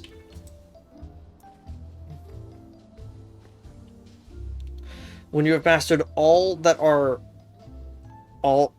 masters have to teach, then it'll be time to head north once more. report to the Yellow Jacket Scouts at the mouth of Sestash's Seagrot, and he will furnish you with the details of your duty. Greetings, I'm one of the Smiths, a stoker of the fires and forger of futures. As a dedicated member of the Adventurers Guild, I have been entrusted with the task of providing assistance to new adventurers. Well, the mental adventurer does not drape so awkwardly on your shoulders as it once did.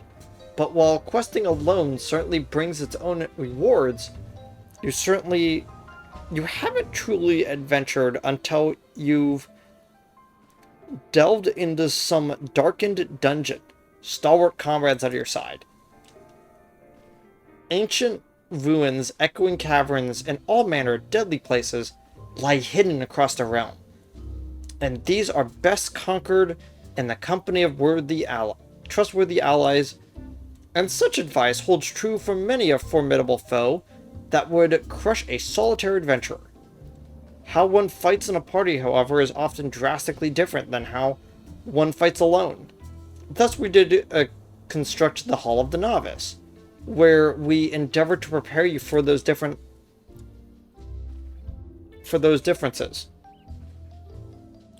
Here within these walls, we offer burgeoning heroes a bevy of training exercises. Step into the flames, my friend, and forge the skills that you shall need on the morrow. Hall of Novice management has been granted. Okay. So, what we see here is we have the Master of Shields, the Master of Arms, and the Master of Magics. So, what we're going to be doing for the rest of the stream is we're actually going to be doing all three of these. Now, you may think that that's kind of weird, that we're going to be doing all three, but I want to actually do the different dungeons based on the different classes in each city-state. But, as I've kind of said, the gear that he gives you for completing his stuff is not for casters, it's for melee. You actually get the casting stuff from the Master of Magics, which again, it used to be tanking, melee, casting. And so it's like, okay, I can kind of see what's going on here. So we're gonna go left to right. Gonna start with Paladin. We're gonna start with Tank. Has a lot of my birds been saying there? Huh. Yeah, first things first, we're gonna talk to the Tank. Welcome to the Hall of the Novice, lass. I am the Master of Shields, and I will teach you how to play nice in a group. You want me lessons, though you'll have to make it official with the smith over there.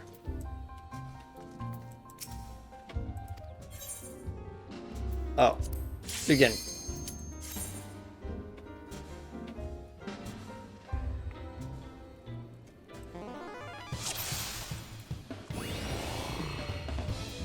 Okay, listen up, novice. For this exercise, you'll be learning avoidance. An enemy often tips his hand before the big strike, so save yourself some hurt and step clear of the impact. Sure you've learned to get out of the way, and you pass. Are you clear? Let me know when you are ready to begin.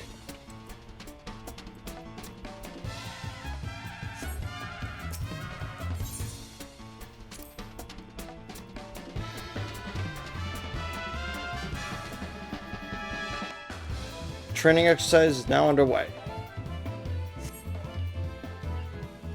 Watch your opponent carefully when you see an attack coming.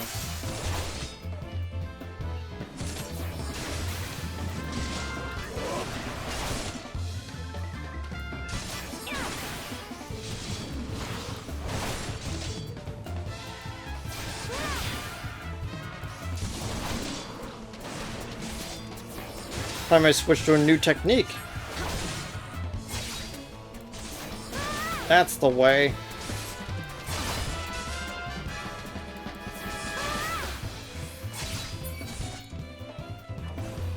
Now it's my turn for ranged combat.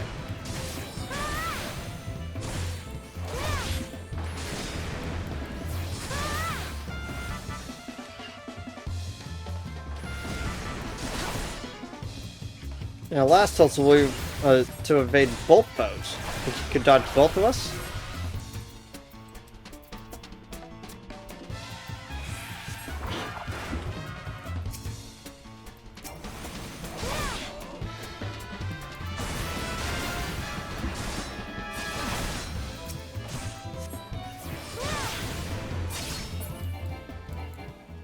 And there we go.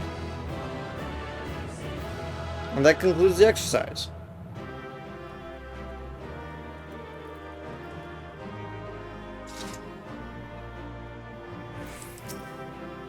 Outstanding.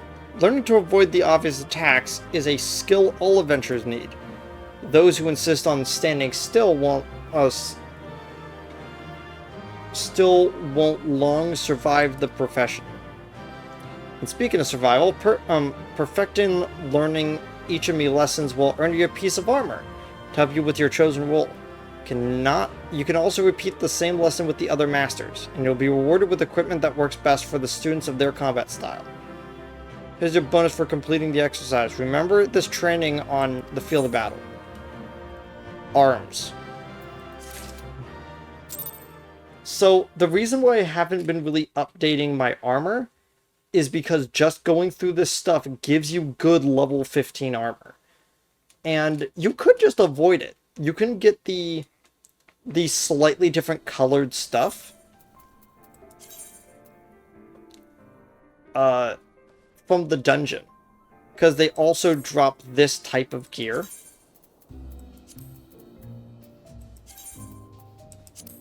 I'm now going to remove the plate links.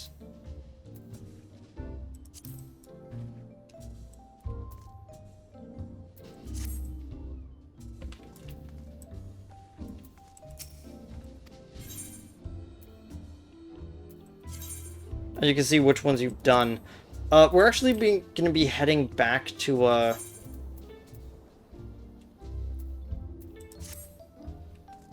nah, I'm gonna just be finishing up with the tank first. Oh there, lass. It's about bloody time that you got back to your training. I love how I can't actually talk to them. I have to talk through the smith. Execute a combo to increase enmity.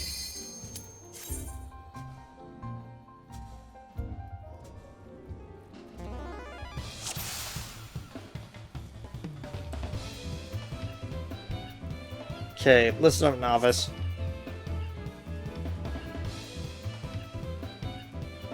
When it comes to your place in the party, you're the wall of steel, and that's what it takes. That's what takes the enemy's hits. Soaking up the pain and keeping your mates safe, that's what you need to focus on during battle. Enmity is a measure of how badly a foe wants to kill you, and that's your job at the top of any enemy's list. So for this exercise, you'll be learning about enmity.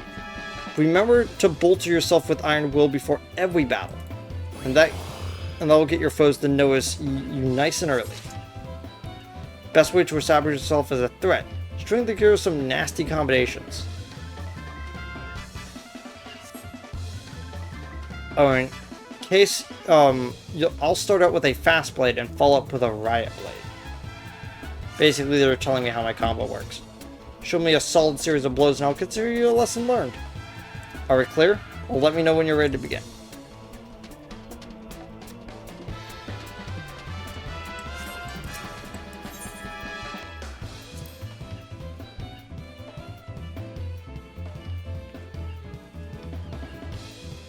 Training exercise now underway. Hit that wooden warrior with your combination. Fast blade, riot blade. Just don't get anything fancy. Get the order wrong more than 4 times and I'll kick you out.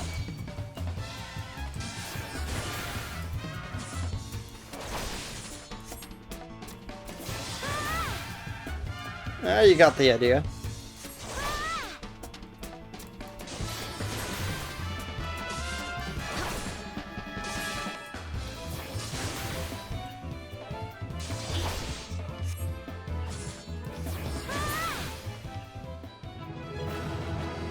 Okay, duty complete. This concludes the exercise. Come and see me for your reward.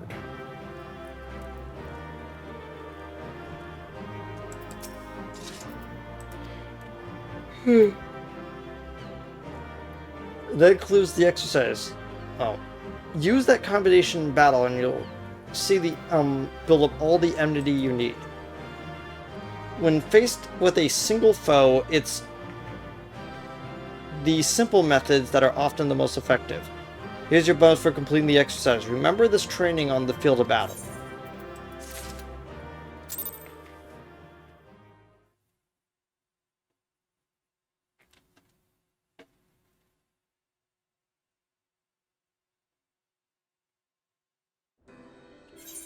Did we not actually get anything? Oh, right, because we would have gotten a belt on there.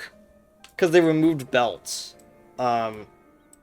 Which kind of made several armor sets kind of weird looking, but, you know, moves an item slot.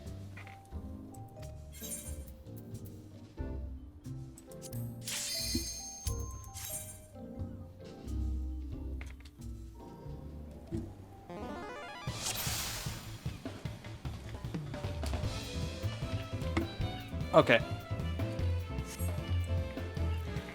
Now that you recall that you built enmity in the last exercise, this time you'll be testing that combination on a proper opponent.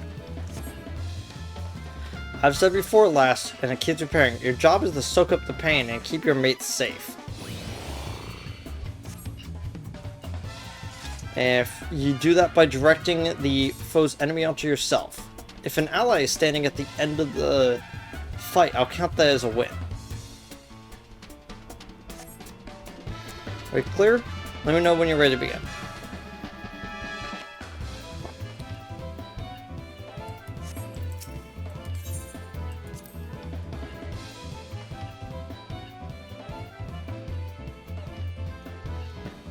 Training exercise now underway. Pound your opponent with your combination. Don't let her get hurt.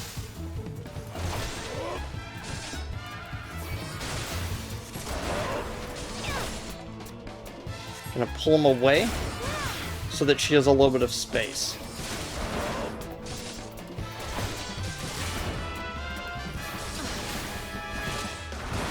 As you can see, I put my basic defense buff on Q, so if I really need that, I can just spam it in case I need just like a little bit extra health. A little bit extra help. I'm probably going to shift that over and make that my invulnerability, but, you know, that's for later. As you've seen, combinations are a fine way of building enmity. When a party is relying on you to take more hits, you need a reliable method of grabbing an enemy's attention. Here's a bonus for completing the exercise. Boots.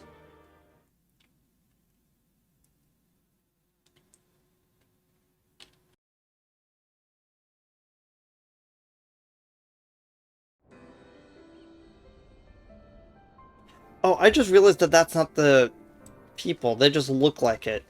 Although you can tell that they're in gear that is just recently crafted, because it's all the same, you know, it's all the same coloring as like the hemp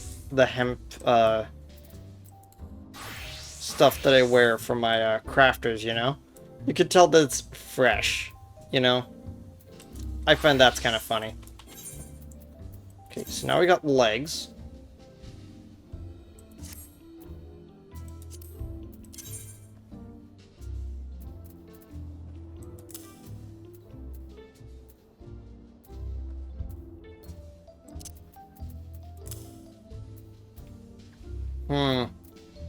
This might actually be a problem.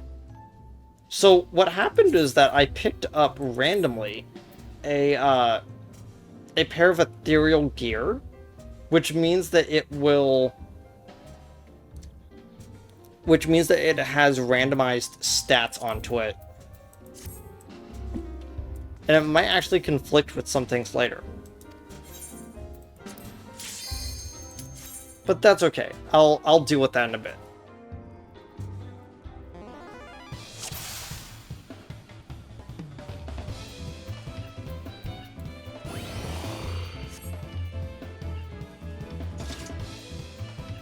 You're going to learn how to build enmity with multiple foes. If you have tried using Total Eclipse technique, it will let you aggravate an entire group of enemies. Total Eclipse hits every bugger within a circle around you. Make sure you get positioned so you don't miss anyone. Alright, clear? Let me know when you're about to begin. Or at least when you're ready.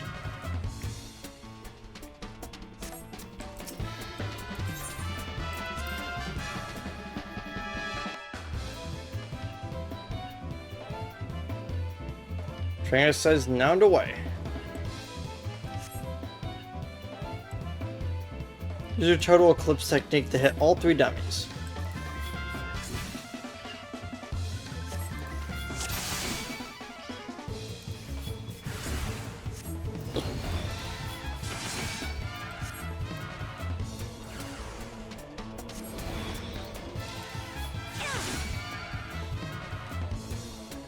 Yeah, that AoE is a lot wider than one would seem at first. Take a look at that. That concludes the exercise.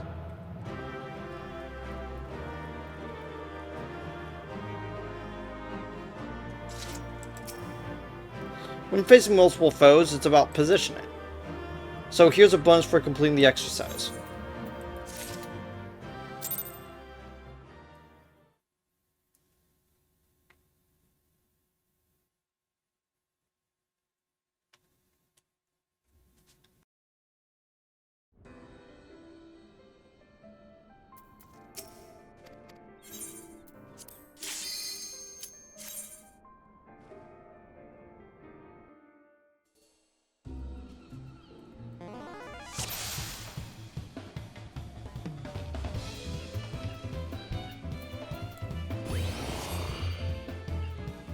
For this exercise, we'll be training against multiple opponents. Use Total Eclipse to gain enmity with a group, and it's just like like we practiced. Make sure the enemy is only interested in hitting you. Defeat every enemy in the field now and consider your lesson learned.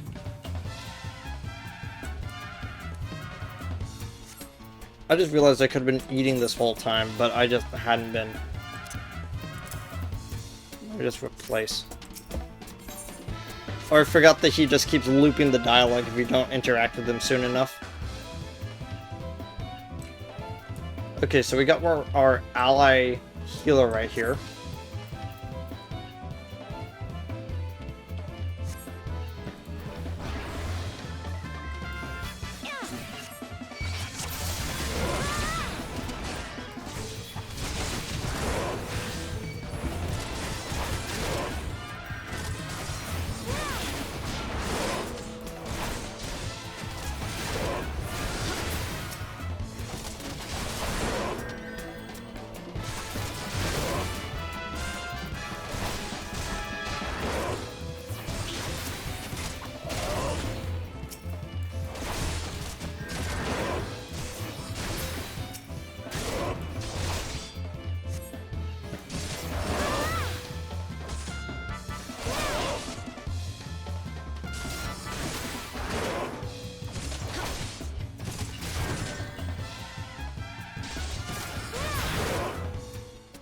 Okay, there we go.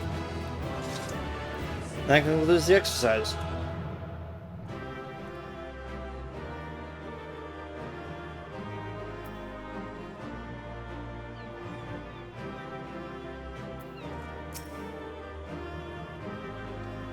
Do you see how finding a group calls for a different technique?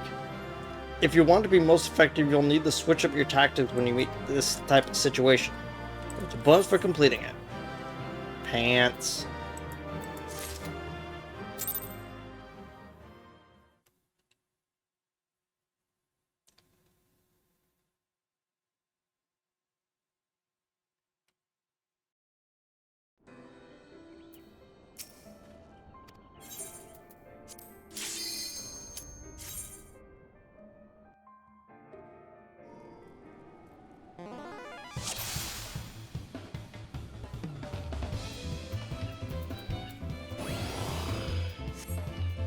Okay, for this exercise, you'll learn to establish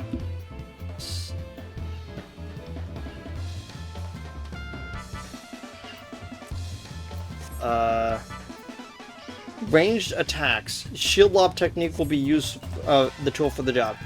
Rather than plunder the mob and nasties, you're better off pulling a few of them at a time from a safe distance. Defeat every enemy on the field and I'll consider it a lesson learned. If we're clear, then we're ready to begin. I was actually debating putting this as Q, so I could just like tap that to like gain enmity on an enemy, but it's ranged attacks on a tank are very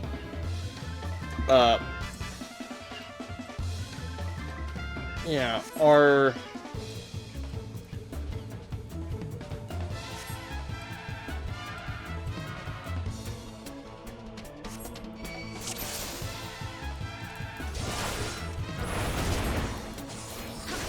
apparently I was already too close.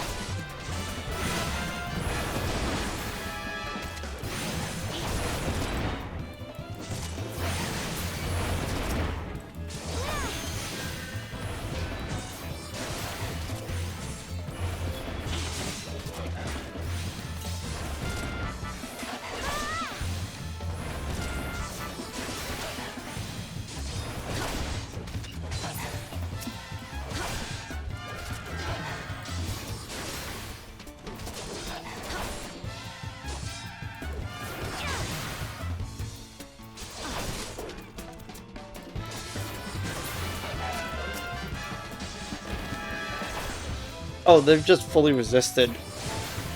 Okay, then.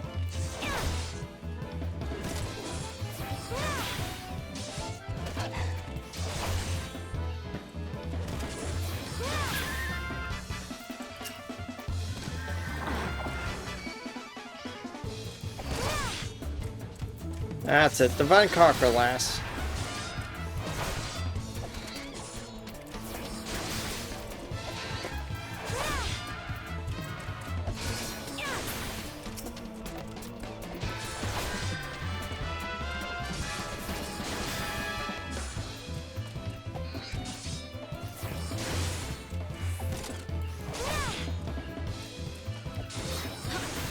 Don't mind me, I was distracted for a split second.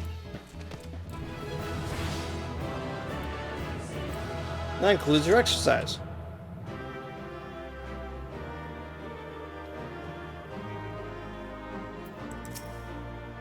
So as it was to split up that big nasty mob, situation doesn't always allow for it, but there's often a better strategy than charge. Here's a buff for completing the exercise.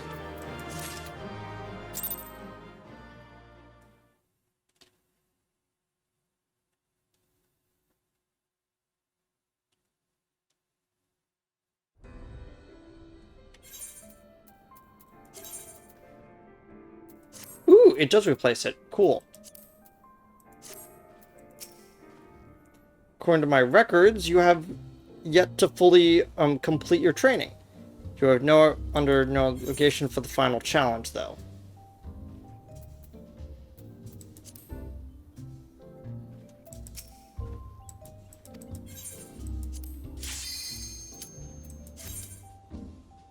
Is this the final challenge or the second final?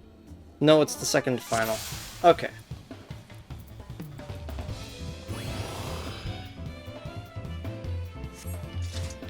For this exercise, you'll learn to deal with reinforcements.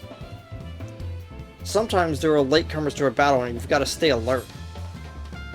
If you notice a few foes arrive, don't give panic, keep calm, and pick an enemy up with your usual tools. Are they too far away for a combination? Reel them in with shield lob. Once you got everyone nice and close, you can switch to Total Eclipse to keep that enmity flowing. Defeat every enemy on the field and I'll consider you a lesson learned. Very clear? Let me know when you're ready to begin.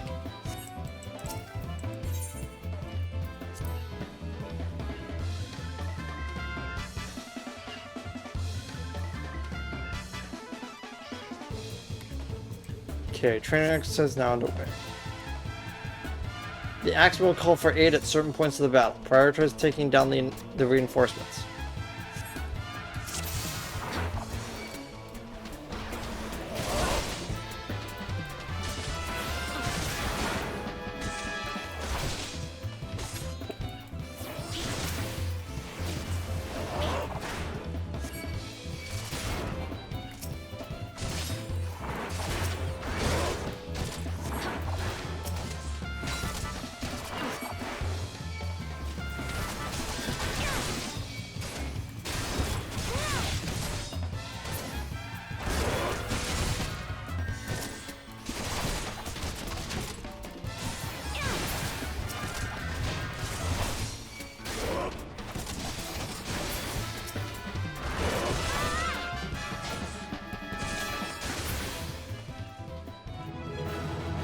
Okay, cool.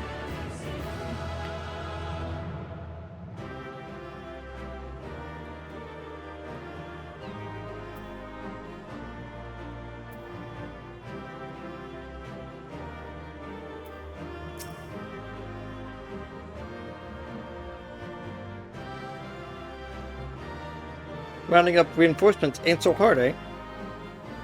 Here's a bonus for completing the exercise.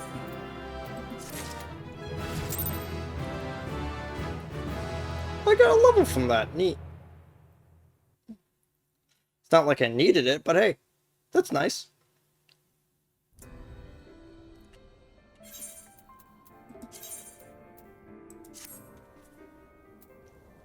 Brand new Curious. Neat. According to my records, you have yet to fully complete your course. There we go, the final exercise.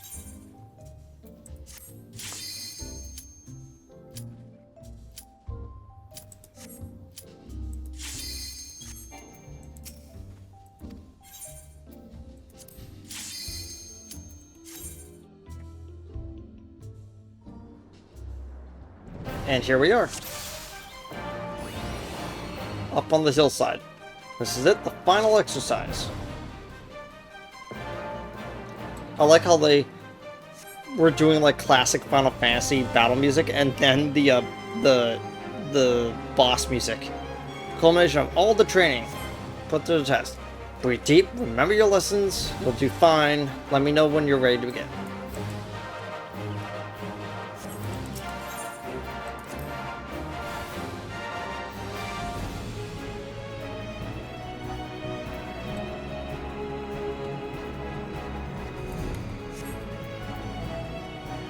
So the basics, keep the foe away from your allies and all that stuff.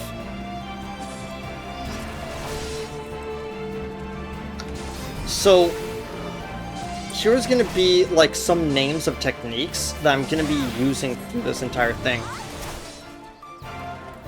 Whenever you see those giant wedges like that, and I'm directly like making sure an enemy doesn't hit one of my allies, I'm making sure that they don't become cleaved, which cleave is an old like an ability name from like I forget which MMO, but the idea of it is like you are trying to make sure that the enemy doesn't have a very powerful attack hitting weak party members.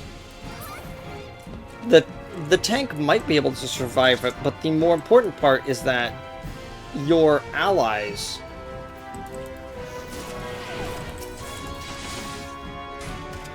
the more important part is that your allies don't take any damage.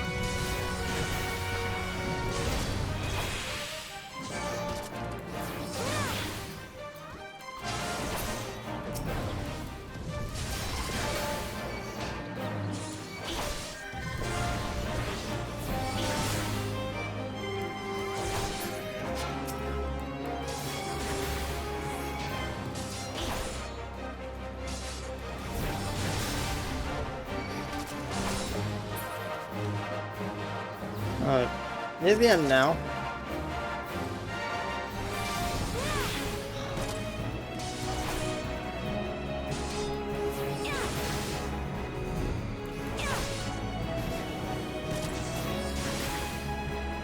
it's usually good form for the tank to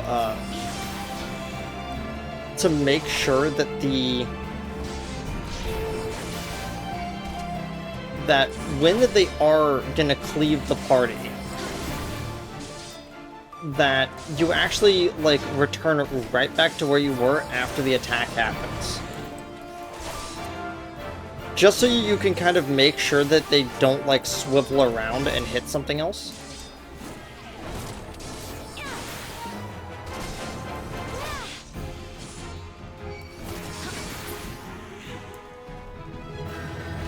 Duty complete. That was a pretty easy guild hest. Like, it was a guild hest quality. Like that final one. Congratulations on completing the course, lass. Here is the brand new ring. XP earned by level, increases XP earned by 30% when under level 30. Gives you 3 in every important stat. I don't think I have to emphasize this, but this ring effectively stays onto your character up until, like, level 50. It is, like, that good of a ring.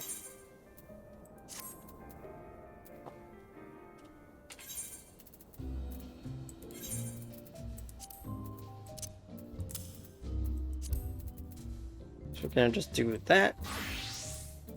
I'm then gonna quickly do this.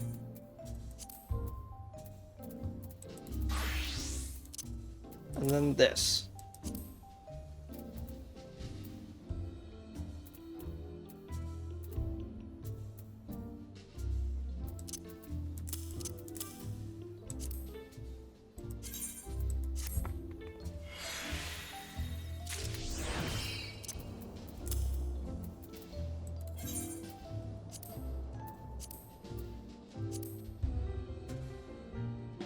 Wait, why am I wearing the...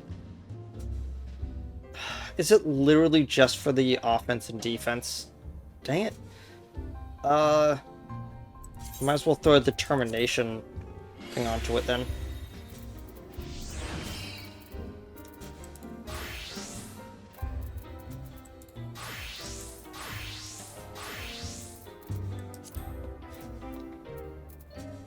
Okay.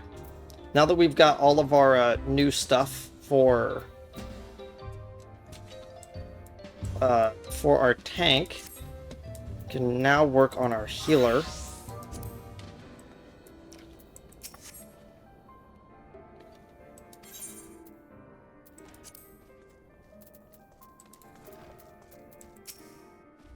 Pleasure to see you again, Blue. You must be eager to put your training to the test, yes? I am, of course, always happy to impart my wisdom should the need arise. So, when we look at... that's interesting. No longer has a thing there above his head. So, you'll notice that we start on exercise 2. That is because exercise 1 is already done. We don't need to do that. Except if you remember which thing we got from exercise 1 was the gloves. So we actually do need to go back and do that. I don't know why they already mark it off. Maybe they think it would be boring to do that. Do I have your full attention? Then let us proceed. This training exercise focuses on evasion. Oh wait, I already read this stuff. But the thing is that, like, for a caster, evasion is a lot more important of a tactic. Since tanks usually have to stick right on top of a...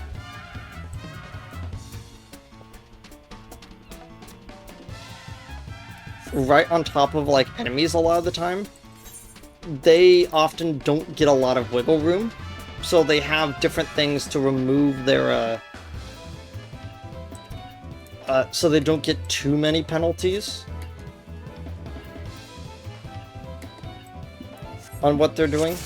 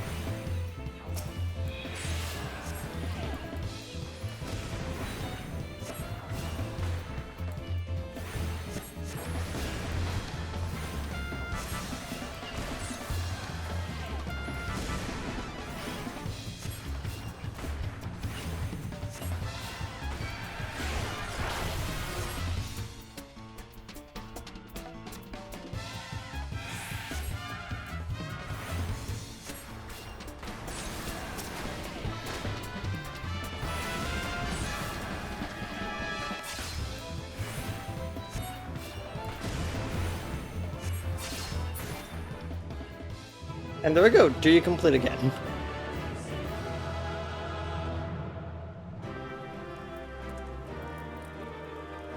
The right should also be done by now as well. Good show. Learning to avoid the obvious attacks is a skill all adventurers need. Yep. And there we go. Gloves of the Healer. Unfortunately, you'll notice that there is something very distinct about the Gloves of the Healer that I alluded to earlier, is that it's not Gloves of the Healer, it's Gloves of the Disciple of Magic. I mean, we actually both need these.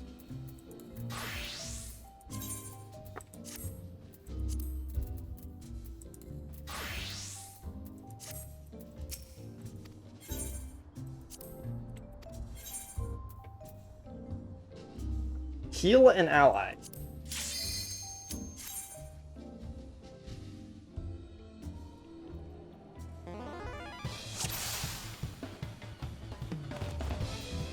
Do you have your full attention? Then let's proceed. When it comes to your place in the party, you are the soothing wind of restoration. As such, rather engaging in enemies directly, your primary role is to focus on mending wounds. With the support of your diligent healing, your party will prevail against even the most savage of foes. And now that you understand what's expected of you, we can continue the lesson. You can feel bad whenever the party dies.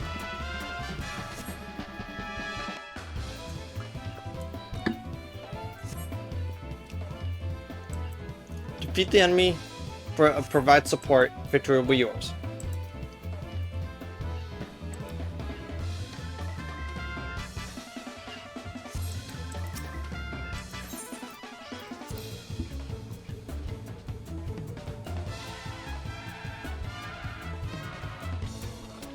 Training exercise now underway. Now I've got a red tank to aid us with.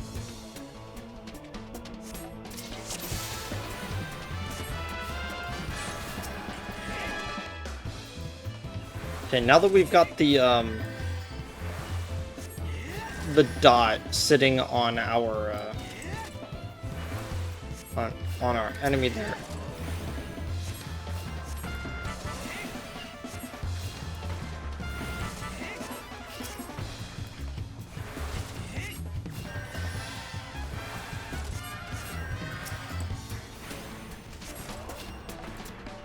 Don't worry, as long as he's not at 0, we're still good.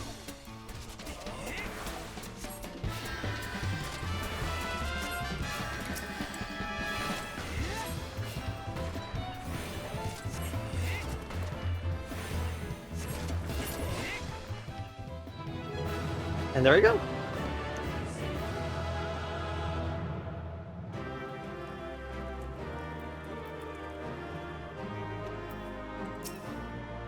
Well done. A focused healer is a boon to any party. Even when it's safe to attack, always keep one eye to your allies' health.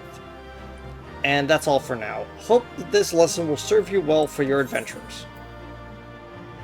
New boots. No boots.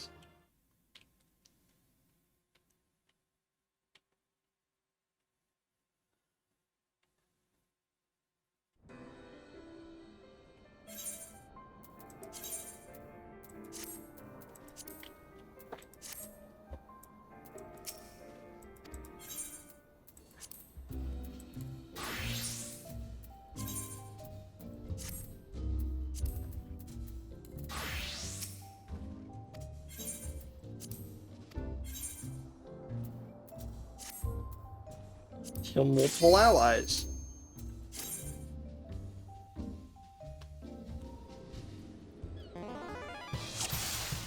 Okay. Do you have your full attention? Then let's proceed. In this next exercise, you'll be healing multiple allies. The battle is chaotic and you must learn to be flexible. And thus you will find yourself in a scenario which all of a sudden reinforcements threaten your party. You need to stay alert and switch your attention between allies and as the situation demands. Provide support, defeat the enemy, and victory will be yours. Any questions? Well, we can begin as soon as you're ready.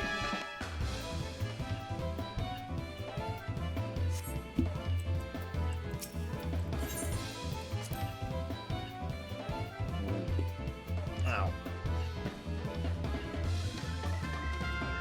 Okay, so we've got a tank and we've got an archer with us. Focusing your attention on the well-being of your companions.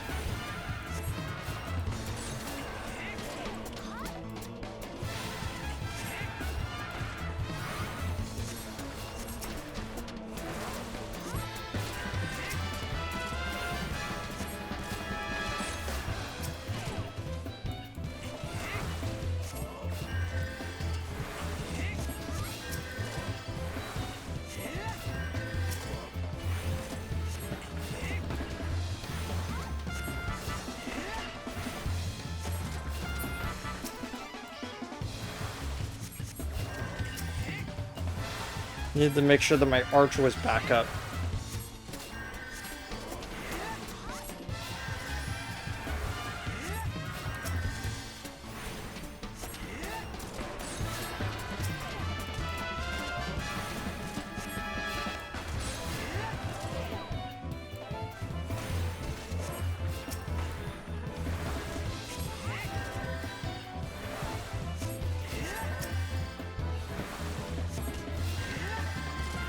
What? You can't use a potion during this, jerk.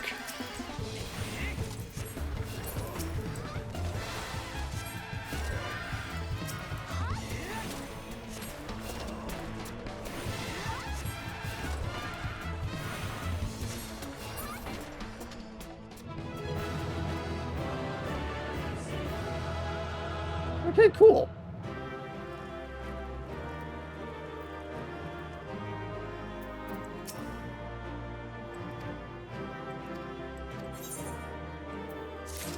At this point, you basically understand how it goes. I'm just doing this to get the armor.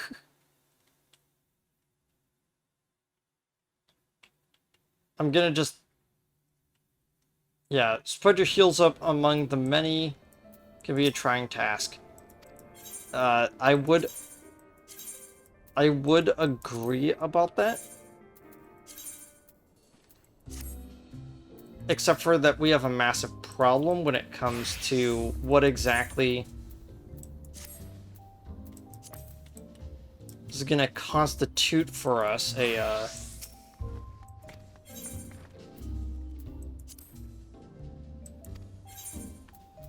an opponent that is not really well off.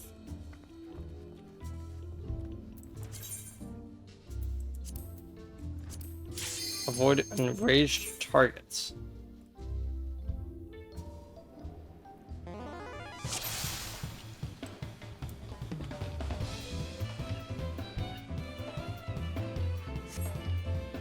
For this exercise, you'll learn to heal.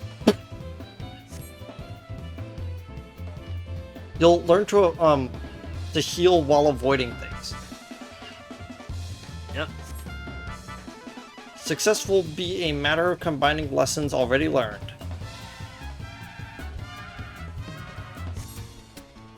Provide support, defeat the enemy, victory will be yours.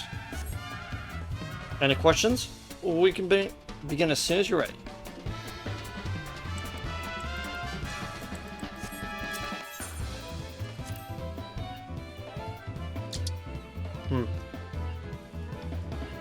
I'm out of my lime soda. Avoid enemies, heal your allies. If you're hit 5 times, you shall start again from the beginning.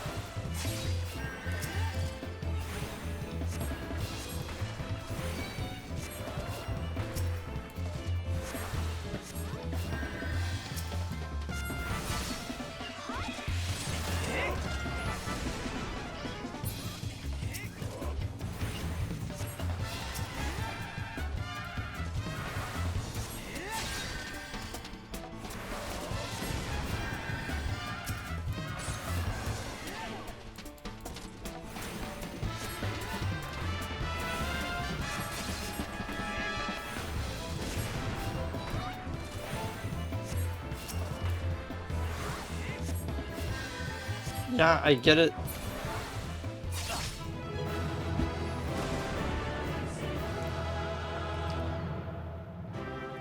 Congratulations, the exercise complete.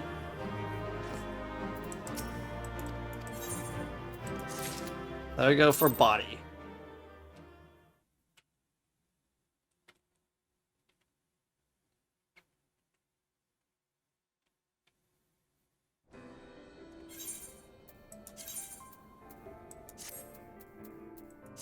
There we go. Very cool looking set of armor, both the tank and the caster set. Okay, so believe it or not, I completely forgot to do something, and that was to actually do this tutorial bit with a melee character. I'm on the other save file, not the current one, but the whatever. But I quickly leveled up Lancer a bit so we can actually do this. So as you can see, it's not the same save file.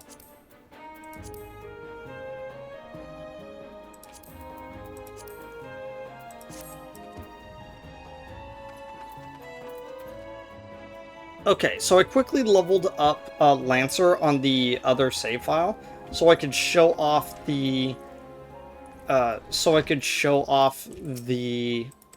melee DPS stuff with it, which I feel I should include, even if on accident I wasn't fully able to.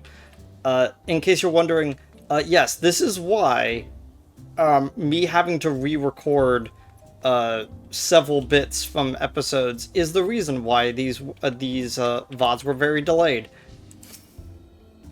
Greetings, I'm one of the Smiths, a stoker of fires and forger of futures. Okay, I already did all this text. Forgot about that. Okay. Right, I have to go through the beginning bit again, but that's okay, because I still have to get all the stuff for it.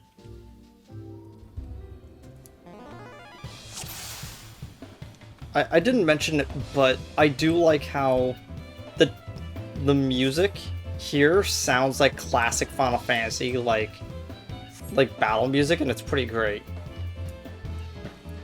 Yeah, we've already seen all this text before. It's all about just dodging out of the way of attacks, you know?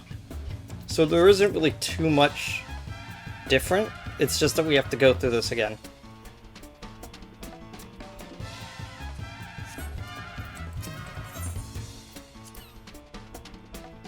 In case you're wondering, yes, this is also the outfit I'll be wearing when I actually go and do Lancer stuff. I really like the scaled plate look that this set has. It's kind of neat.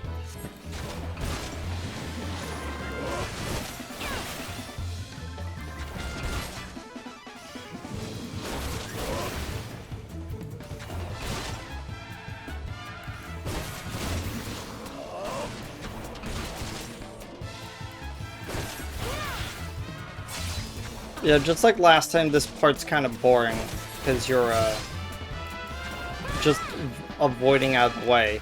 I don't even really need to be attacking, to be honest. It's just that I am. Just to have something to do. So it's a preset number of attacks from both of them.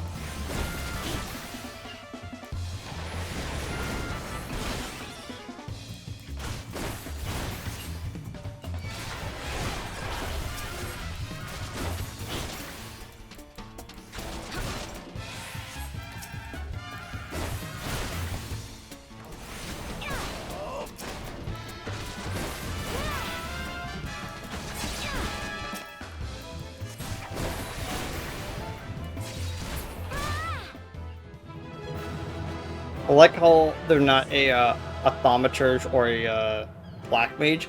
They're a like, what was it? A scepter waving. Like, they refer to them as scepter waving, and I'm like, huh.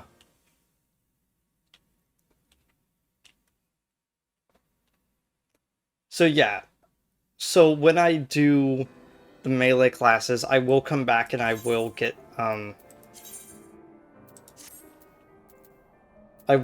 this particular armor set, so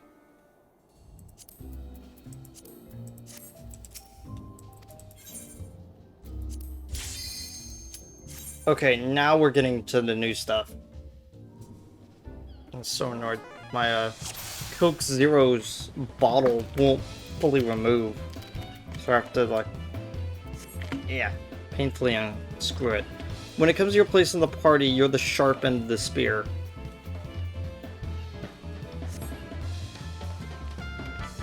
Your role is to inflict as much damage as possible.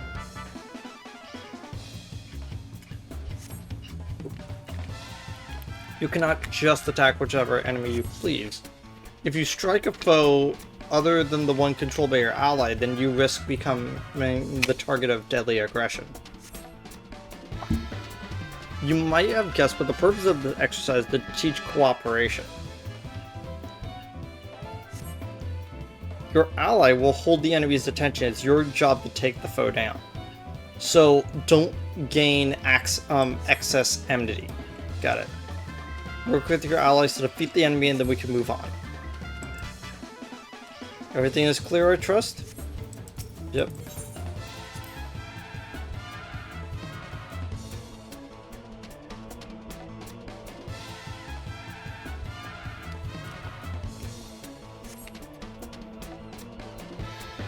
Check the same foe as our ally.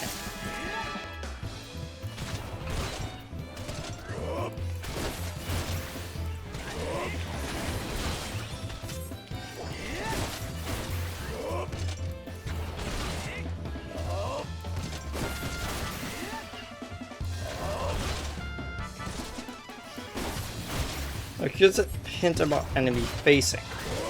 Your opponent will have a harder time avoiding blows from the flank. There's also techniques to perform better when executed from behind.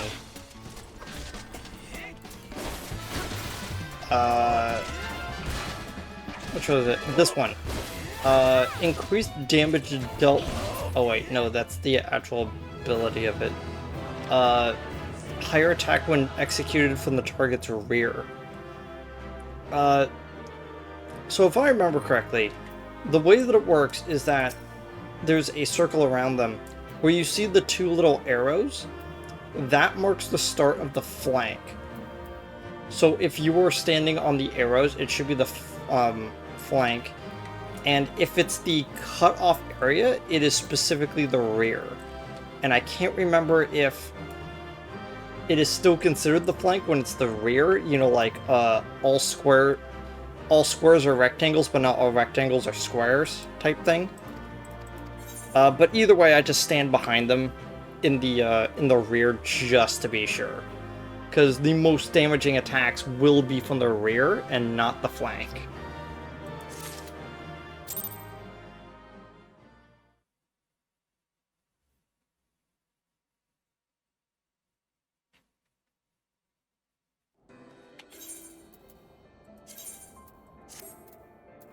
Okay. On to the next little bit.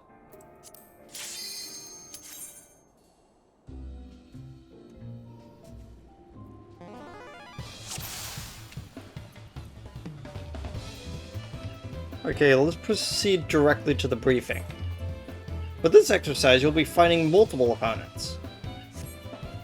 The key to victory is coordination with your comrades. Each foe will fall all the swifter under a focused assault.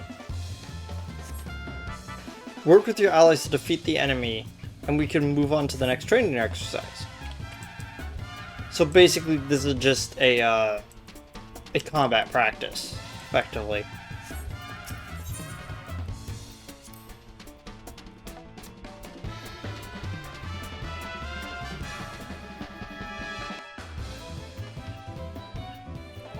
There's definitely a reason why they pair us up with a caster as well.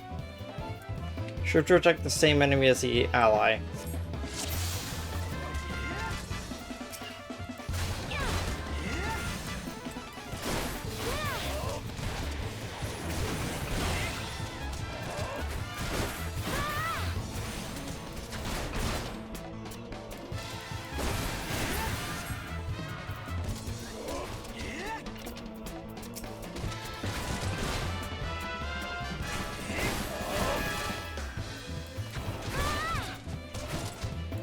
Yeah, a tank's job is to take all of the damage.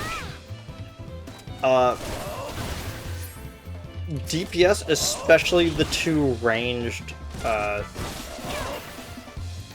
roles, have a really bad time taking hits. They are better suited to just never be hit at all. But then again, that's the obvious thing.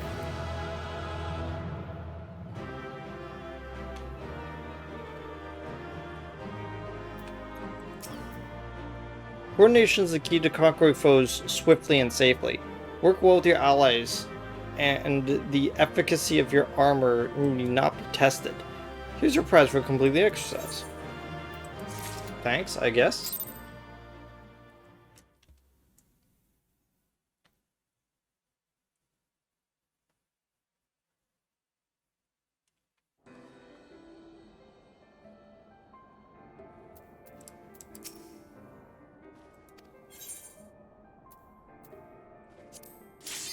Avoid enraged targets.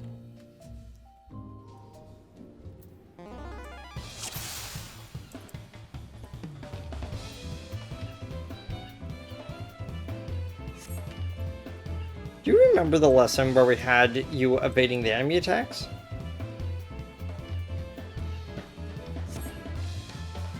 The exercise will put that training in the test. You need to plan your strikes around some fancy footwork. Work with your allies to defeat the enemy so we can move on to the next training exercise.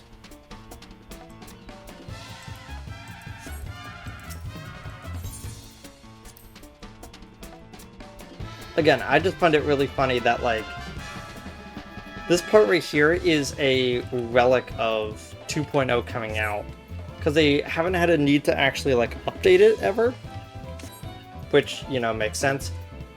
But the interesting thing is, because of that,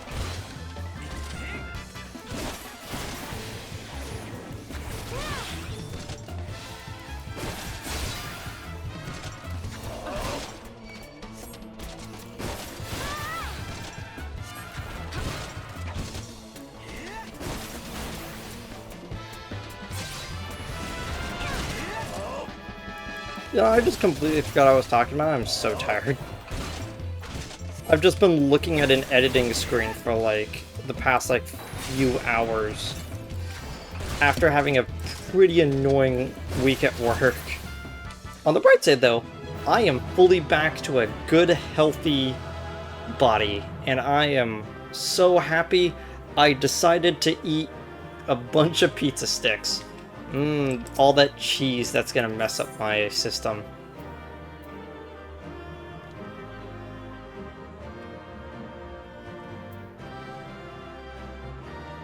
All he said is basically, yes, you practiced being on guard. Good job.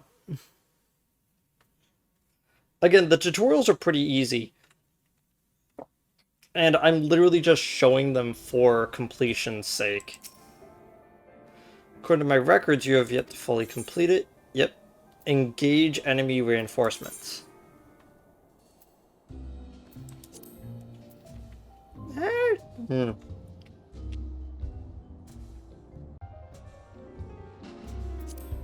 Okay, so ignore the fact that it's a completely different day. I had to immediately stop to go do with something. Okay.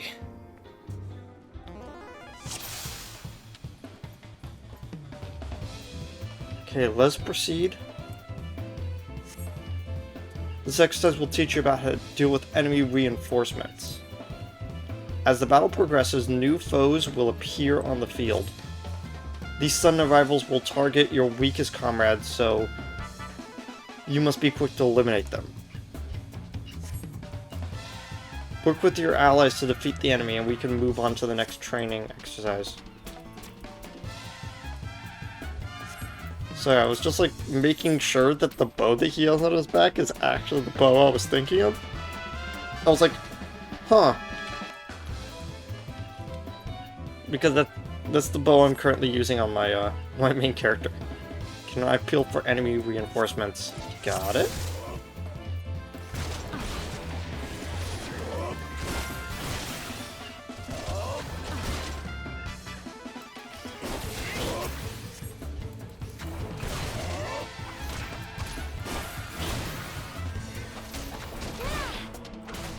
Yeah, so basically what this lesson is trying to teach you, that the big boss guy is not... is a target that you're supposed to deal with as a DPS, but what you're more supposed to be focusing on is, of course, the little guys, because the tank is the one that's taking all of the damage from the boss. You know, like, he can't be, like, running around and also taking care of the little guys. Yeah, there you go. Like, that's your job. You know, it's like... I was actually asked once, like, what would you do differently if you had to make it, like, an MMO sort of game? And I would probably separate out healers and support in the two different categories, so that there's one person who is directly dedicated to making sure that the team is healthy, and another one just dedicated to making sure that the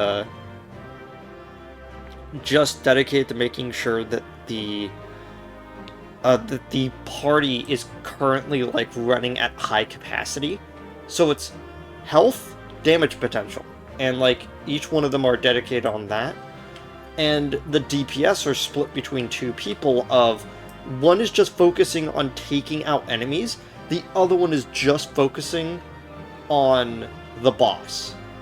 You know, it's like, the whole thing is like, I'm dedicated to doing damage, the other one is in this sort of, like, fully free-flowing, like, state where they are able to, like, do side objectives, and they're able to, like, pull levers and, like, go up, like, different areas to, like, assess things. So it's basically 3 are dedicated on the boss, and 2 are dedicated to just running around and doing stuff. And I honestly think that that would be a good way to kind of have this sort of, like, 5 role system, you know?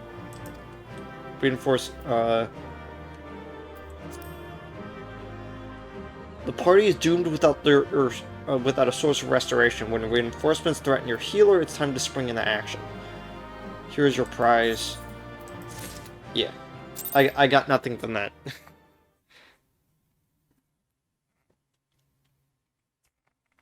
And then if this is the final battle, I can basically stop right there because I've already shown it off. Is it? Nope. Still one more. Oh yeah, I haven't gotten the chest piece. I have feet, arms, so I don't have chest or legs. In this exercise, you'll learn to manipulate the battlefield. During the battle, enemies will pour forth from the rear gate. New foes will continue to flood in whilst the portal remains open. You must operate the lever that closes the gate, or your party will be overwhelmed. See, this is what I was talking about, where it's like, you know, work with your allies to defeat the enemy, yeah. This is what I was talking about, where one of the DPS is literally just dedicated to running around and flipping switches. Which, honestly, I think is really interesting, because you can have, like, a skill-based character that is, like, that is...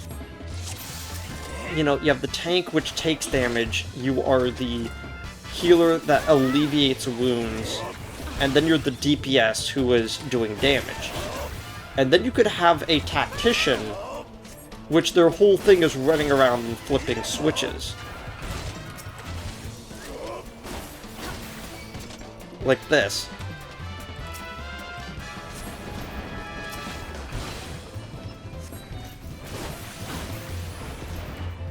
You know?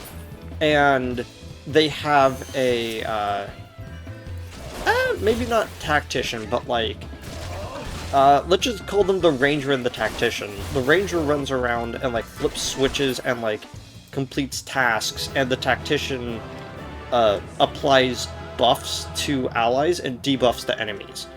Like, it is technically 5 roles. Like, you play each one of them statistically different. I mean, people are still going to say that the tactician feels like a healer or a support, and the ranger still does DPS stuff, but it's more about how you play them, not about what their actual, like, role on the team is. It's imperative to recognize when a battle has turned against you. Act quickly to neutralize an enemy's advantage. Here's your prize, and it should be the chess piece.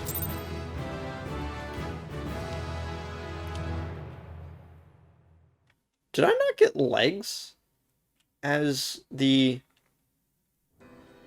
DPS? Oh, I just hadn't equipped them. That's why. There we go.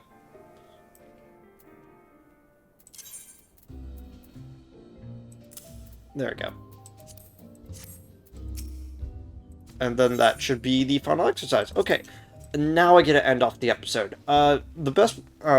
I'm gonna just replace the ending little bit of monologue that I did on the other one to just say, thank you all for watching all of these videos. Like, I haven't been really good at uploading consistently, but I'm trying to now that my health is better. And next time we're gonna run through this dungeon.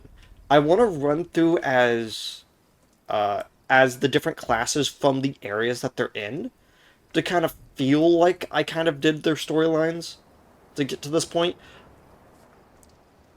Again, there's so many things I would have done differently if I had actually, like, sat down and planned ahead, because I had done that before, where it's like, I made, essentially, like, the original idea for this whole series, by the way, was that I was going to have 4 characters.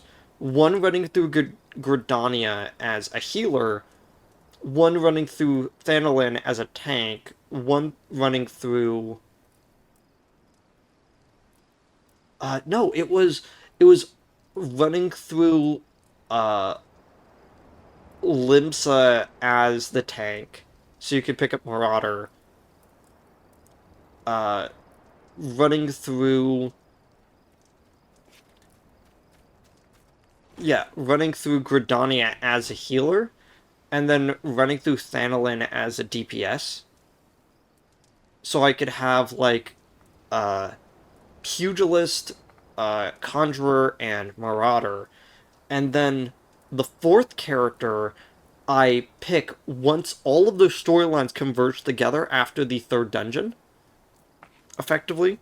I think it's after the 2nd dungeon, technically, the story comes back together, but I consider the storyline to be fully, like, gelled together at a very certain point after the 3rd dungeon. And at that point, I would play the character that started out as a archer who has all the levels from the other classes. That was the original, like, idea for it, but it just got way too complicated with, like, the videos, and I didn't know which order to do them in, so I did the prototype of this one, which I never uploaded, and then just this one. So, a little bit of lore on that. Either way, next time we're going to go into the dungeon. See all y'all later. Goodbye.